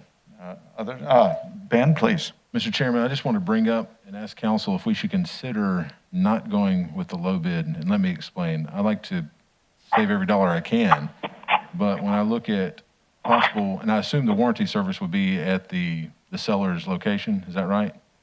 So like if you purchase it from the low bid in Georgetown, does the boat have to be towed there if the engine messes up? I don't have an answer to that. Yeah, well, likely. I mean, you're probably gonna have to get warranty claims handled in that location. Newberry is what, 45, 50 minutes away. Georgetown's a little bit further. I'm just wondering if the $500 difference should make us look at, if we have a warranty claim in the future, where are we gonna be taking this boat and leaving it? How quickly can we get it back? Food for thought. What do y'all think? Question. How would that violate our procurement code, and would that get us into a lawsuit? Yeah, I don't know. I think you could probably have that. Let's take one question at a time. Gentlemen? We operate under a low bid process, but that doesn't preclude the council from accepting a higher bid. Council just has to have reasons to state for going with a higher bid. So the ordinance just requires you have a reason for taking a bid different than the lower bid. Yeah. In their clause that Excuse me, Mr. better Brown. serves Kershaw County. Excuse me, Mr. Brazel's up. Russell, go ahead. I was just going to say, I think you can get a service to any authorized Mercury or Yamaha or whatever it's got on it. I don't think that'll be an issue. Okay. Sorry, Mr. Gardner, please. Okay, I'm sorry. Chairman, Mr. Jones, let's hear from the outstation. Go ahead. would you repeat Mr. Brows's comments? I didn't hear what he said. Russell, you had a comment there. I said I don't think it'll be an issue accepting the low bid because it's got a Yamaha 200 on it. You can have it serviced probably in Columbia or Sumter. I don't think it's an issue buying it from that far away. I think there are plenty of people who will service the motor. Thank you. Thank you. Ben, sir. Yeah, what I was thinking of is your boats typically have some kind of aftermarket stuff on it, or I know your cars do. do the boats, or are they just stock boat and engine, and then you've got a little bit of graphics on them to make them look nicer? Yeah, the package, it should be in the package you got there, but yeah, they'll be able to, kind of like our vehicles. We don't do it in-house. It's all kind of contracted out to other people. Okay, that's all I have, Mr. Chairman. Thank you. Tom, I want to make sure I got your comment. Do you withdraw it? Are you okay? I just simply said, I think our procurement policy says that if our bid is in the best interest of Kershaw County, I think there's a clause in there that allows us to take a different bid. Okay, yeah.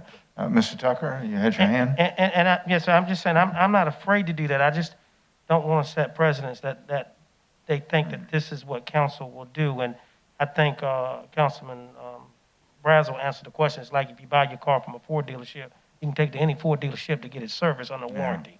So, and if that's the case, then I think we need to go with the low bidder.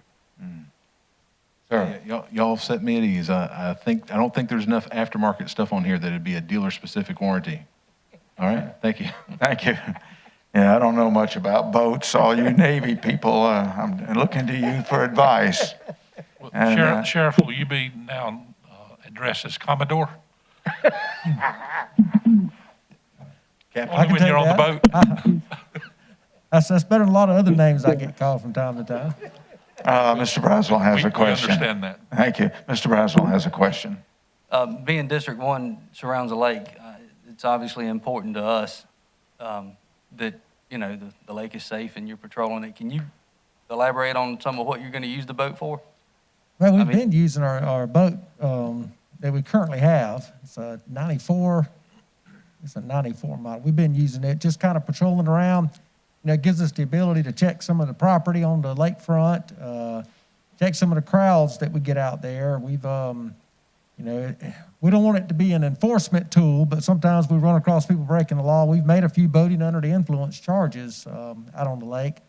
We respond to any type of rescue calls, and they've done some contacts with people out there for unsafe acts on the lake and give them, you know, warnings. We're not out there trying to generate revenue or anything. We're just trying to be seen and, you know, check property and just try to make the lake as safe as we can. Mm-hmm. No, that's wonderful. That's what we should be doing. Thank you for helping keep it safe. I remember with a tremendous amount of pride in 2015 when Lugar Fire Department went out with boats and pulled people out of 5 and 20 Creek or 25 Mile Creek. And this adds tremendously to our capability, Sheriff. Thank you. Any further comments? Mr. Chairman. Yeah, Mr. Jones here. Go ahead. Right, briefly, I just want to say that I agree totally with what Tom Gardner said about his comments. Thank you very much. I've learned a lot about boats here today. Any further discussion? I think we can go to a vote. Mr. Jones, how do you yield? And Mr. Snodgrass? I vote aye. And all those present signify by raising your hand. Mary, we now have a Commodore in our sheriff. Thank you very much. Item number 5, Administrator's Evaluation and Compensation. There'll be a handout from Mary and no vote. This is an information only. Mary, would you take the microphone up close and so everyone can hear? Yes, sir. Each council member should have a manila envelope with the packet in it. It just shows the goals that you all set for this year and also the evaluation instrument for the administrator. Mary, when do you need the evaluation back? I would like to have it back by next meeting, prior to the next meeting. And how do we get it to Mr. Jones and Mr. Snodgrass? You can get it to them. I can. Yeah, just to repeat what she said, Mr. Jones and Mr. Snodgrass, she has the goals and objectives that we agreed for the last year and a copy of the usual evaluation form, and she asks your comments back by the next meeting, the 26th. Hopefully we can then go in executive session. Not required, but we're asking it before the next meeting on the 26th of January. Any questions for Mary, Mr. Jones or Mr. Snodgrass? Not a problem. Okay, Mr. Snodgrass? No, I'm good. Thank you. Okay, no vote required. Any comments from the table? Okay, none, and we'll move on to the next item. Thank you, Mary. Item number 6 is Transportation in West Wateree, a review of the chairman's letter dated December the 14th, 2020, and I placed it on the agenda. I believe it's at page 52. Yes. I'll read certain parts of this just to make sure everybody's on the same sheet. This is a letter I wrote to the Central Midlands COG, CMCOG. And Mr. Connell and I have done our best with them. And this is a new effort to get them to help us with transportation in West Wateree. As is famously known here, with a completion quoting of the West Wateree Transportation Study in 2017, we had hoped to see projects in the county included in the updated TIP, which is a transportation plan in the CMCOG in West Wateree, in a timely fashion. We are open to suggestions to further expedite the newly approved TIP to South Carolina Department of Transportation for including in the state's TIP program. As you are well aware, Kershaw County cannot be considered for guide share money until such time as these projects get included into the state transportation plan. To date, that has not happened. Just to end quote. Just to interpret, that's bad news. Going back into what I say, therefore, it is my hope with the likely assimilation of this county in the CMCOG that the process of studying and ranking all projects in Kershaw County will be covered by Coates and finishes in this coming year. And then I attach a letter that y'all saw previously back in August, the county saw, and I've shared it also with the Santee Lynch's COG, which has been most helpful to us, to the Ms. Christy Hall, who's the Secretary of Transportation in Columbia. And to summarize, it says we haven't had much support from you guys. And indeed, in the last 20 years, we've never had a single guide share project from the CMCOG in 20 years in West Wateree. I would want y'all to know that I've shared this letter, both these letters, with our delegation, Mr. Dabney, Miss Senator Gustafson, Senator McElveen, the whole crowd, and I wanted y'all just to know that this is a major effort, and I think we all should get after it. I thank Mr. Connell for suffering through CMCOG meetings, and I intend to join him in that effort.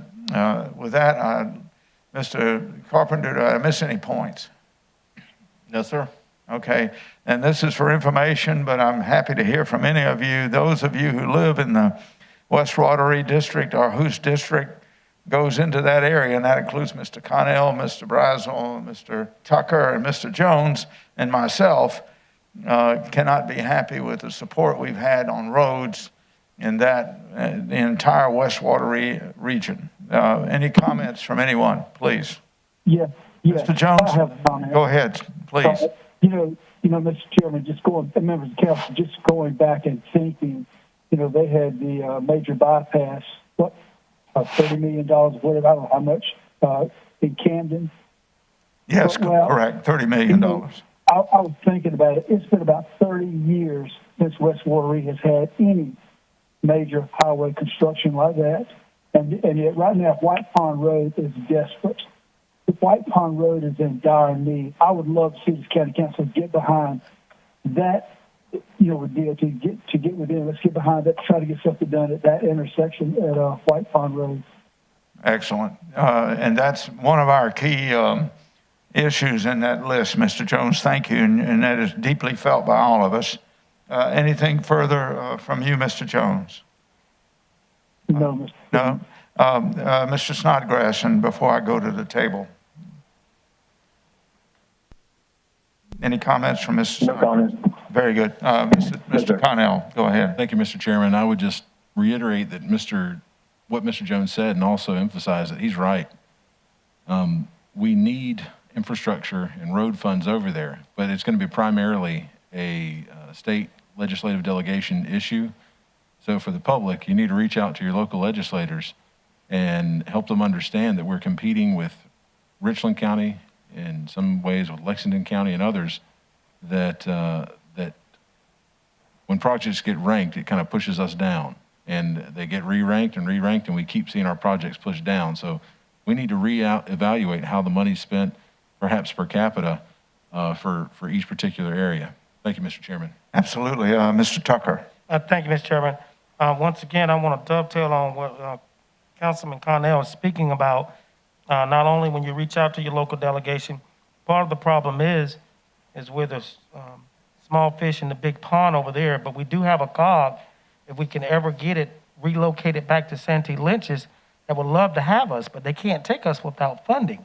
And if we can ever get it back there, then you got members that's sitting up here that's got some seniority and a little bit of a pull to get things done in the West Watery area. But the problem is, it's not in the Santee Lynch's. So inquire about that, because that will be the best thing that could happen to West Watery and Kershaw County, is to get it in one cog. I was just going to say, I think the Mr. census, Connell. I was going to say, I think the census will bear on that. So we have to see what the results are. But yeah. You might be right. And the census might dissuade other people from that. And as I say before, demography is destiny. And when the census comes in and shows the growth in West Watery, and it will, it may push us further into the CM cog. So I wrote this letter with the idea that we're watching you and we need your help. My closing statement at the bottom in handwriting is, let's get started and let's get it done. I could have been more forceful, but that's what I'm after. Russ, I would suggest you talk with Ben and Vic about how this system works. It is not in our favor, and we have to work it hard. He and I spoke this morning. Great, thank you. I just wanted to put it on the table. This is one of my major efforts in 2021, and I see that y'all share the same thing with me on that. So with that, any further discussion? Mr. Chair. Yeah, Mr. Snodgrass, go ahead.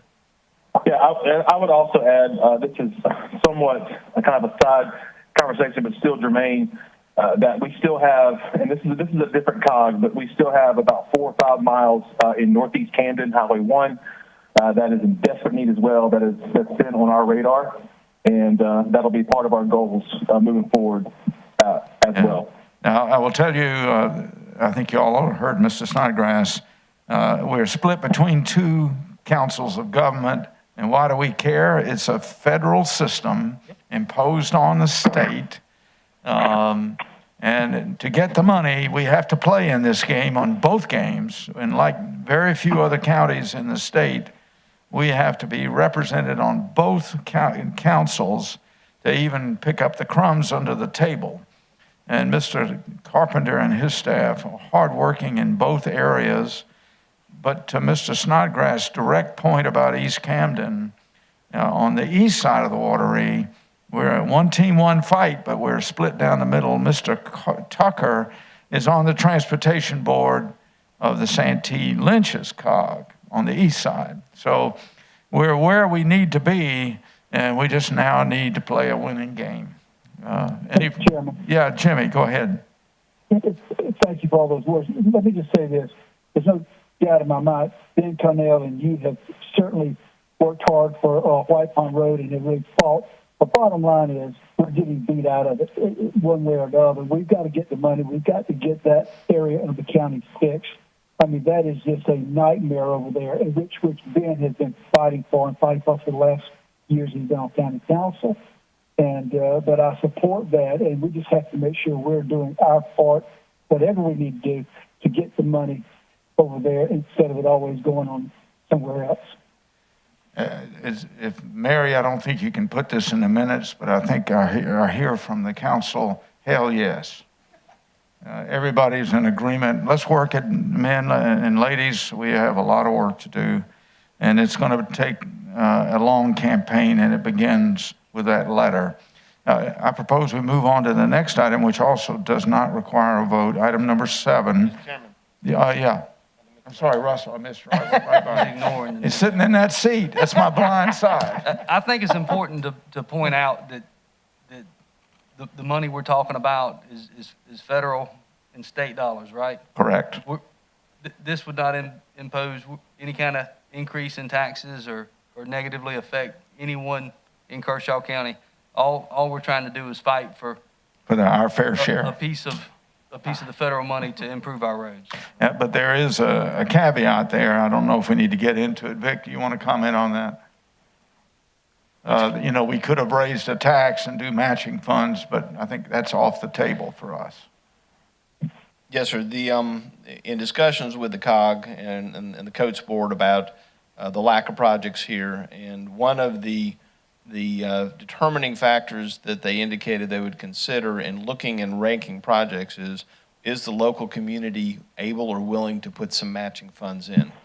Now, they kind of speak out of both sides of their mouth, because they'll at one point say that the projects are ranked and that's the way it goes, but then they'll sit and say, but if you put a little money in, you might be able to kind of adjust the timing of when your project is done. So Richland County put a penny sales tax for roads. And so that generates $1 billion for them over 20 years for road projects that they're using to further put into this federal funding. So Kershaw County doesn't have a mechanism to put any extra funds in. So we have to depend on the program operating the way it's supposed to, which is to meet the needs of the entire region. And we don't have the way to sweeten the pot, which Richland County does. So they'll tell you that it can help, but then they'll also tell you that it hasn't changed anything because they already ranked them and that's what they were going to do anyway. So it's kind of speaking out of both sides of their mouth. Can I speak again? Sure, absolutely. So You got the floor. to that point, yeah, I mean, why would we impose a tax they're just trying to add more to that budget, and we're not going to do that to Kershaw County. So There's been no discussion, no, sir. yeah, okay. Yeah. What was that? Good to understand What was that. that said about no more tax? That would, Vic, that's Mr. Jones. Did you hear what he said? Yes, sir. Mr. Brazel was just making the point that we don't need to put a tax on in order to make a claim for money from the feds and the state that should be coming into Kershaw County. So it doesn't require us to put a tax on like Richland did. Correct? Yeah, and we won't. Thank you. Mr. Jones, can I give this now? I got it. Thank you. Good. Mr. Connell, please, go ahead. Yeah, I was just going to say, Support for no tax. Yeah, exactly, Mr. Jones. Mr. Connell. I was just going to say, for final context, for me, and I hope for the council overall, it's about repatriating tax dollars that have already been spent and used to fund projects in other areas. So think about the amount of tax that has been levied on our citizens over 20 years, and whether it's federal or state, folks are paying taxes, and we need to repatriate as many of their dollars back to this area as we can.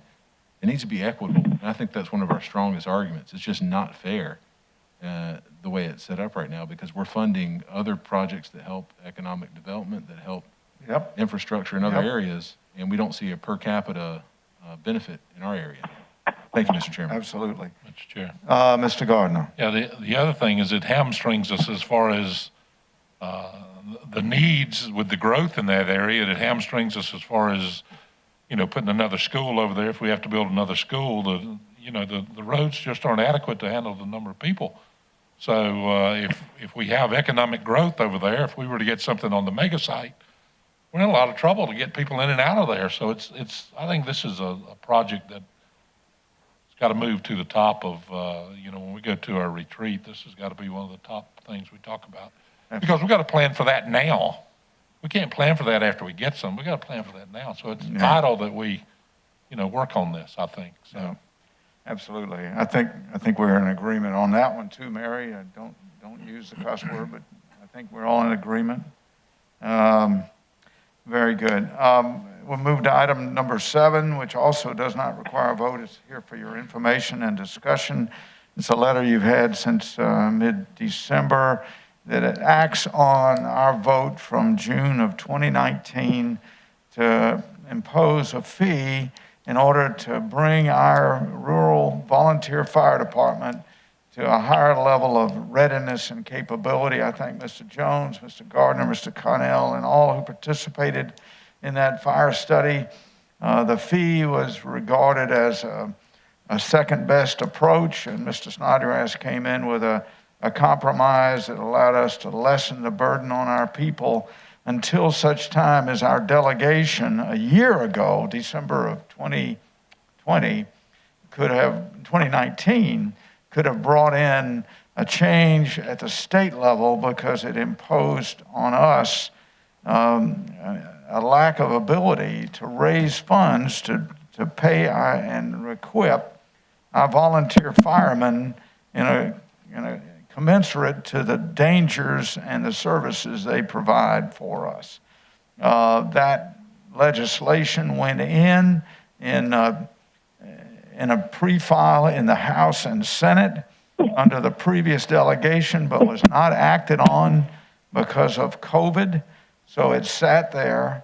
And now with the new delegation, you see a letter here on page 55 that forwards to them the case we made over a year and a half ago, to change state law to take the burden off of the counties and allow us to do what need to be done. And this letter merely forwarded that information to each of our elected delegate members, and it's a pretty big list. Jay Lucas, Henry Gustafson, Thomas McElveen, Mia McLeod, Vic Dabney, Will Wheeler, and Jermaine Johnson. That's our delegation. I am happy to report that our delegation has pre-filed in the House and in the Senate what had been pre-filed a year and a half ago and not acted on. And hopefully we'll see action in this new assembly at the state level. And that letter is provided to you already. I just want to throw it out for discussion, and I'm hoping to get your help in helping our delegation get this through. With that, no vote. Any discussion from Mr. Jones or Mr. Snodgrass, please? Well, yeah, I have a couple of comments about it. I noticed that on number 7, it says, filing of legislation in support of council plan to fund rural fire for Kershaw County Council. Now, what the bill states, let me just read it in this proper form. To amend section 61320 Code of Laws of South Carolina 1976 related to the limitation of millage increases, so as to allow the government body of the county to suspend the limitation for the purpose of supporting a fire district. So basically what we're doing, this bill is going to do, is give us the freedom to go ahead and raise the millage. Which we created a fee last year. You know, all I know is that I sat on the fire commission, the ad hoc committee, Mr. Chair, you appointed me to, and I accepted. Ben and Tom did a great job. We worked together with the public. Well, one thing that I told every single person that was in that room is that I supported an advisory referendum before we did anything to raise the millage pertaining to that. I think there are other ways that we can fund and utilize our fire service without raising the millage. And of course, I plan to bring that to you at the appropriate time. Thank you. Thank you very much. I would comment that at the time, in June of 19, we imposed a fee because things were at a crisis stage in our volunteer firemen. And you all know that the fee tends to be inequitable. It tends to impose on people an inequitable person. So a person with a small property gets charged a fee the same as anybody with 1,000 acres. So in other words, it's inequitable. It's not fair. So we try to get away from a fee. And the second reason we want to get away from a fee is it doesn't provide escalation over time. It's fixed. And so as costs go up in the future, the fee will not keep pace. We're already seeing that the fee is inadequate to our needs. So, Mr. Jones, we'd like to see it pretty quick because we have asked our delegation to move out quickly. What do you have? Do you think you can bring it in before the budget process? Or? I'll be talking about it at the work session. And, I'm not prepared to discuss it. I'm on the phone talking to you guys tonight. But but I'm just saying that I think there's another way to do it. You know, I'm gonna give you an example. We've given our sheriff nothing. He's got no additional monies in 2 years. He's done a phenomenal job. There's some things he did not even get his full quota of cars last year. He's probably 4 cars down, and yet, you know, there's ways I think we can work this out with, 1, not raising the millage, and 2, probably giving the sheriff some more help, and 3, providing around-the-clock fire service. And plus, I'll be working on. Excuse me, I'm so sorry. I'll be working on that between now and the time we get to the retreat. Yeah, we're very good. And well, in the meantime, we're going to press the delegation for help because we simply don't have the means to create the funds without a further understanding of your plan, Mr. Jones. Thank you. Other comments? Sure. Yeah, Mr. Chair. Let me take Mr. Snodgrass before I go to the table. Mr. Snodgrass, go ahead. Yeah, thank you for giving us this brief, and I'm optimistic about how this will go through the General Assembly. For the record, if anybody's interested, this is S401, Senate Bill 401. It's pre-filed, and I think it's been went to the Finance Committee. So I would encourage everyone to contact our delegation and encourage them to pass S401. A couple caveats here.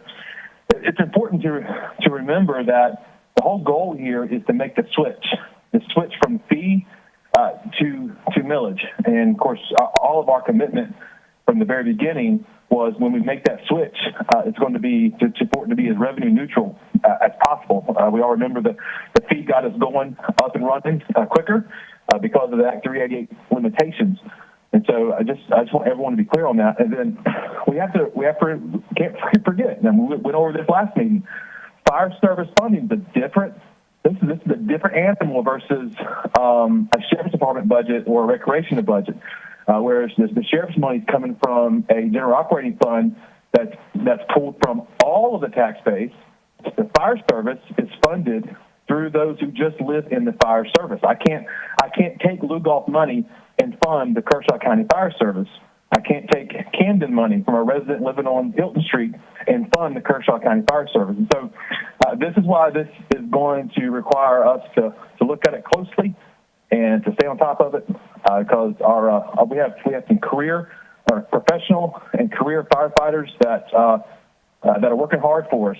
And I just want to make it clear that I'm committed. I'm committed to making sure that our Kershaw County Fire Service goes 24 hours as soon as possible, quick as possible, and with the right tools. Thank you. Mr. Chairman. Hang on just a second. Let me just make a quick point. Mr. DeBose, Mr. Snodgrass is correct. What we should provide to the council now that both the House and the Senate have our pre-file version, can we provide the council those items that were pre-filed, as Mr. Snodgrass pointed out? Copies of the legislation, yes, we can. Thank you. Over to you, Jimmy. Yes, as I heard from you and some others, I guess y'all are looking forward to my presentation or my alternative. Well, I'm looking forward to Mr. Snodgrass's revenue neutral fire service. Yeah, well, I think... Because bottom line is, we got a fee. We got a $29 fee, which I voted against. I didn't think we were ready to do it, but we did it. And now we're trying to get the Senate to pass a bill that will allow us to raise the millage. Mr. Carpenter, sir, how many mills will it take to run the county fire service under the new direction we're going? Mr. Jones, when we did the computations last year, it was about an increase of about 15 mills, maybe to the current 10 mills that we have on the books, and the elimination of the $29 fee. Thank you. And Mr. Jones asked if that was revenue neutral, and what would be your comment there? I mean, it's if you're increasing taxes, then obviously that's not revenue neutral. You're raising taxes. You can't do it. So you're can't do it. So you're raising You can't be taxes, but there's no way you can be revenue neutral. you're going to remove the I just fees. said we're going to do our best to make it as revenue neutral as possible. Yes, sir. I mean, if we raise the 15 mils, $100,000 house, that's going to be $60 increase. We take off 29, so it'd be a $31 increase on people who had a $100,000 house and paid taxes on that house. And then a person with a lesser property Would pay less. would be paying less. So it depends on the value of the Yes, sir. house. Correct. And maybe we have a call meeting on that. I'm looking at this as being a crisis that needs to be addressed early in the legislative cycle. I'm going to take it up with Mr. Carpenter, because we cannot wait on this issue. We have asked our delegation, and they have agreed, and not all, but most have agreed. And so I'm going to put this one up before this body before too long. We're going to revisit this. Mr. Brazel. Can I say one quick other thing? In all due respect, we've waited last year or two. I've heard the same thing every year. We can't wait. Well, we've waited the last couple of years. But anyway, thank you, sir. Thank you. Thank you, Jimmy. Mr. Brazel. So everything we're talking about depends on whether or not a bill gets passed in the House, right? Correct. And then confirmed in the Senate. So we're kind of right now, we're kind of talking about a moot point until that happens. If that does not happen, can we look at alternatives and not be in a crisis? Because I don't want to operate with my hair on fire. Exactly. Can we look at this together? Better alternatives, and maybe to Jimmy's point, let's look at something that's not, it's an $800,000 ask. Is that correct? Roughly, yes, sir. That's a big ask coming out of COVID. People are already hurting. We could also make the point that to raise taxes in Kershaw County would be equally just bad timing to ask for something that large. If we're going to play it as, hey, we got, situation, it's got to happen now, push, where does that end? Yeah. I mean, if our hair's on fire every time we meet and we're asking for more money. Don't make that a statement of hair on fire, because there are some people here who have been working on this for 6 years.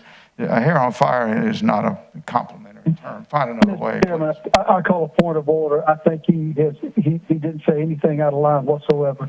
Well, I made the ruling, and that's the way it is. Go right ahead, Mr. President. Not to be offensive. I don't want to play it that there's a emergency all the time. We're operating under an emergency ordinance. This is an emergency. That is an emergency. If we're gonna talk about an $800,000 ask, I think we need to do it in a little more of a refined manner. Yeah, can we be specific when you're already asking people who cannot unfairly get tasked for $29 as the same amount of money as you are that can afford the $29? This unfairness issue must be addressed, and the fee is fundamentally unfair. So it's not a total of $800,000, but it's a movement of tax and fee. And so what do you rather have? A tax is fundamentally more fair than a fee. And our firemen and our fire ladies need our support. Absolutely. All I ask is, I'll get to you in a minute, Mr. Jones. Thank you. Mr. Brazel, any further? Completely understand. I just ask that we look at it from maybe a couple different directions. Well, like I said, perhaps Mr. Connell can take you through what we did for 2 years. And we had one dissenting vote. Mr. Chair. But going back, Mr. Jones is up right now. Go ahead, Jimmy. Mr. Jones? Okay, I hope we didn't lose him. Mr. Chair? Yeah, is that Mr. Snodgrass? Yeah, thank you. I just wanted to say, Mr. Jones, I hope you didn't hear pessimism in my voice about your idea, because you're a man that always has some really innovative ideas. So just know I'm looking forward to hearing what you have to say. And And we had to get creative on this last year and the year before. And so it could be that we get creative again. I'm looking forward to that. Second point, another point I want to make, we have to remember that this specific bill that we're talking about, it's not specific to even the Kershaw County, but it's just to rural counties. Because what we're seeing is we have a lot of rural counties in the states who, in the last few years, have realized they've got to transition from a largely volunteer-based service to a career-based service. And so, essentially, why it seems to be extreme is because, in a way, it is extreme. We're having to move from a 1980s model to a 21st century model. And if we're going to do that, it's going to take some creativity, and it's going to take us, buckling down and doing the hard work. So I just want everyone to be able to see the full picture that we're making a very pivotal shift in our fire service, and as we're moving probably 35, 40 years ahead, and to bring our service where it needs to be. Mr. Connell. Mr. Chairman, thank you. I don't have all the numbers from some of our previous fire conversations tonight, but I'm going to dig them back up and put them together because I think it's useful to think of it in context. You've got Camden Fire Service and Lugoff Fire Service, and it's useful when we look at the millage value per $100,000 house in both of those areas for the fire service that's provided per capita versus what the county is thinking about. All we're trying to do in Kershaw County, I think, is bring the fire service up to a level that's close to one that's safe so that we can actually meet the calls that are needed, and two, that is at a level of value that we've already acknowledged in Kershaw County. I've got a business, and some of us in here live within Lugoff Fire District. I don't hesitate in any way to pay for the taxes related to that, because of the protection, skill level, and equipment that they have in providing fire service. And also, their quality also helps impact my property insurance rates and anybody's property insurance rates in that area, because they're so responsive. You get a little bit lower rate. You're a little bit safer. I'm going to pull those numbers back up, and I'll make sure I bring them up at next meeting so that we can compare apples to apples and look at value. And as I recall, whenever we talked about the initial mill amount, I think it was lower because the fee would have been lower at that time. The mill that's projected now anticipates the phase 2 or 3 that we're looking at. I have to look back at the fire study plan. But initially, we weren't looking at full-time, round-the-clock, or a complete facility up in the northeastern part of the county. Now we're moving in that direction, and it's going to cost a little bit more. So it's just a question of, are we getting the value that we need to provide a life safety service? Thank you, Mr. Chairman. Thank you. Mr. Gardner. I think we're beating a dead horse here. I think, we're not going to finalize this till June when we have third reading of the budget. I think that, Mr. Jones, bring your plan. Mr. Brazel, if you've got a plan, we're going to work with our delegation, and at some point, we're going to pick one, combine one, take the best merits of all three, and put them together and come up with a plan at the end. I think we can go in circles here for the next 4 hours, and I don't think we're making any progress here. I think everybody's got the right intention of what we want to do is improve fire service, but I think right now, we're talking in circles. So I think we ought to move on because this isn't going to be decided till third reading of the budget. Yeah, we need to work on it now, but to sit here and argue about what we're going to do now, we don't have enough information to even do it. So let's move on. All right, Mr. Tucker. Now you make me feel bad for commenting. Then don't. I will not. I'm just going to remind my colleagues who were up here during EMS and CCTC when we went to millage there on how sustaining that is now and how they're able to grow and how that's working. And no, EMS is not what we probably wanted, but it is operational. And I made my commitment to this council and to the citizens of Kershaw County that a fee was temporary because I knew it was not fair. You got people with properties with no rooftops, don't get charged one dime. That was one element we didn't discuss when we were talking about the $29. So there's some loopholes in there where we don't touch as many bodies that can afford to pay. And that's a concern of mine versus, the backs of few. Why can't we touch more and disperse that burden? Thank you. Very good. Very useful discussion. I think we close it out. What I'm hearing is this goes to budget cycle, and the letter stands as written based on the vote taken by this council in June on the budget cycle then. I think we can move on into council briefings, Sammy, if you're okay with that. And we'll depart from the usual way of doing the council briefings. I'm going to let those on the radio come in first. Mr. Jones. Did we lose Mr. Jones? Okay. Mr. Snodgrass.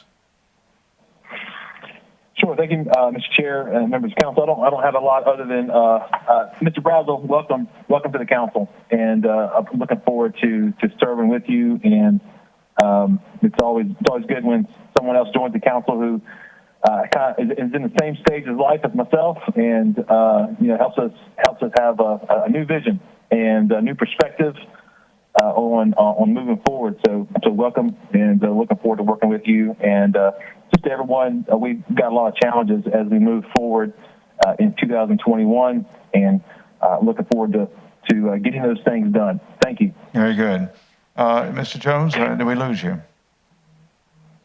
Okay, let me see if we got him. Anybody got him? All right. Will someone want to try to give him a call on this? Can you hear me? Yeah, Can got you, hear me Jimmy. now? Got you, Jimmy. Go ahead. There he is. I don't know why I went out. So nobody heard anything I said. No, repeat it. I'll repeat it. And it was probably my fault. Anyway, I just want to say welcome aboard, Russell. Councilman Brazel, glad to have you. I look forward to working with you in the incoming years. Congratulations, job well done. And no pun intended, but Chairman, I think Mr. Snodgrass's words called us old just now. Yeah, I immediately took that on board. I don't know if I picked up on that real quick, about some young ideas. You are the ranking. You're the ranking members. Y'all are the ranking members. Mr. Snodgrass. I'm just teasing with you. Thank you very much, Mr. Snodgrass. Mr. Jones and I can easily outrun you at any time. Thank you very much. Russell, what we normally do is the person who leads us in prayer also leads the council comments. I departed from that because of the meetings, and I'll now go to Mr. Gardner. Sir. I would just say that wear your mask, social distance, get your vaccination, be smart, and welcome to Mr. Brazel. Look forward to working with you. Good. Mr. Brazel, please. This is a new adventure for me, so I'm glad to be here. Thanks for everybody being willing to listen to new ideas and different perspective, and thanks to everybody that voted for me, and I look forward to serving the public. Thank you. Terrific. Mr. Connell. Thank you, Mr. Chairman. I would also say welcome to Mr. Brazel.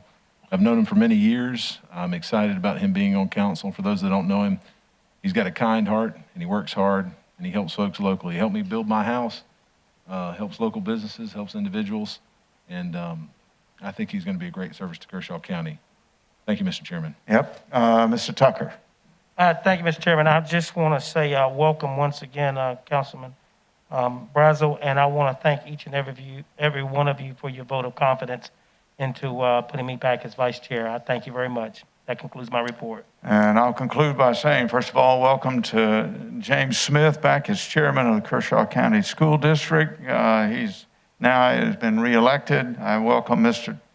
Tucker as our vice chair again. Thank you, Sammy, and happy birthday. And tell us about a grandson. Younger. Yeah. Russell, I used to run with your dad and your mom and back in the day, and you're a vast improvement over your father and not much over your mother, but welcome. You've already shown some amazing insights. So we welcome you, and I'm sure we'll be a better council with your return. Congratulations to those reelected, and we look forward to working in 21. With that, I think we're ready to go over to Mr. Carpenter. No report, Mr. Chairman. And Mr. DeBose. I don't have any report, but I do believe there's a request for executive session for a contractual matter by the administrator. Exactly. With that, I'm going to propose we do that. Mr. Administrator, can you lay out the parameters of our executive session? Yes, sir, we have two items to discuss. One is an economic development matter. One is a contractual matter related to sewer. I would like to have Mr. Jeff Burgess attend with us to discuss economic development. Very good. And is there a vote to follow? No, sir, no vote. All right. We'll convene to the upper room. Don't use that in a religious sense. Let me ask Mr. Snodgrass and Mr. Jones, since we're moving to that room, to call me on my cell at, say, 10 minutes till. That's in 5 minutes after a short convenience break. And I'll loop you in, and Mr. Carpenter will run it. Can we have a motion to adjourn for? Motion to go into executive session. Mr. Tucker, a second? Second. Is there any discussion? Seeing there is none, Mr. Jones and Mr. Snodgrass, are you in favor? Aye. And Mr. Snodgrass? Aye. Okay, Aye. those present signify. Mary, we are in executive session.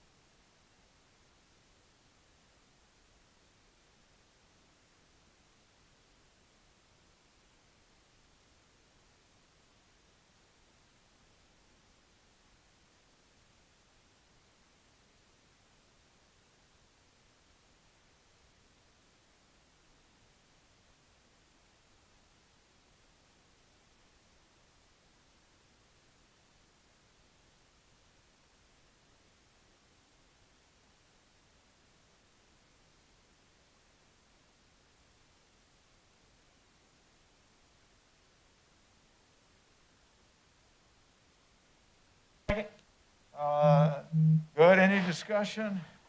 Seeing there is none, we move to a vote. All those in favor, raise your hand. He comes right in. We are now back out of executive session. Mr. Jones and Mr. Snodgrass do not need to be here. We're back from executive session. We move back onto our agenda, and I think no vote is required. Would anyone like to make a motion to dismiss? Make a motion to adjourn, Mr. Chairman. Mr. Tucker, a second? Second. Second from Mr. Gardner. Any discussion? Seeing there is none, we'll move to a vote. All those in favor signify. And have a great night, gentlemen. Thank you.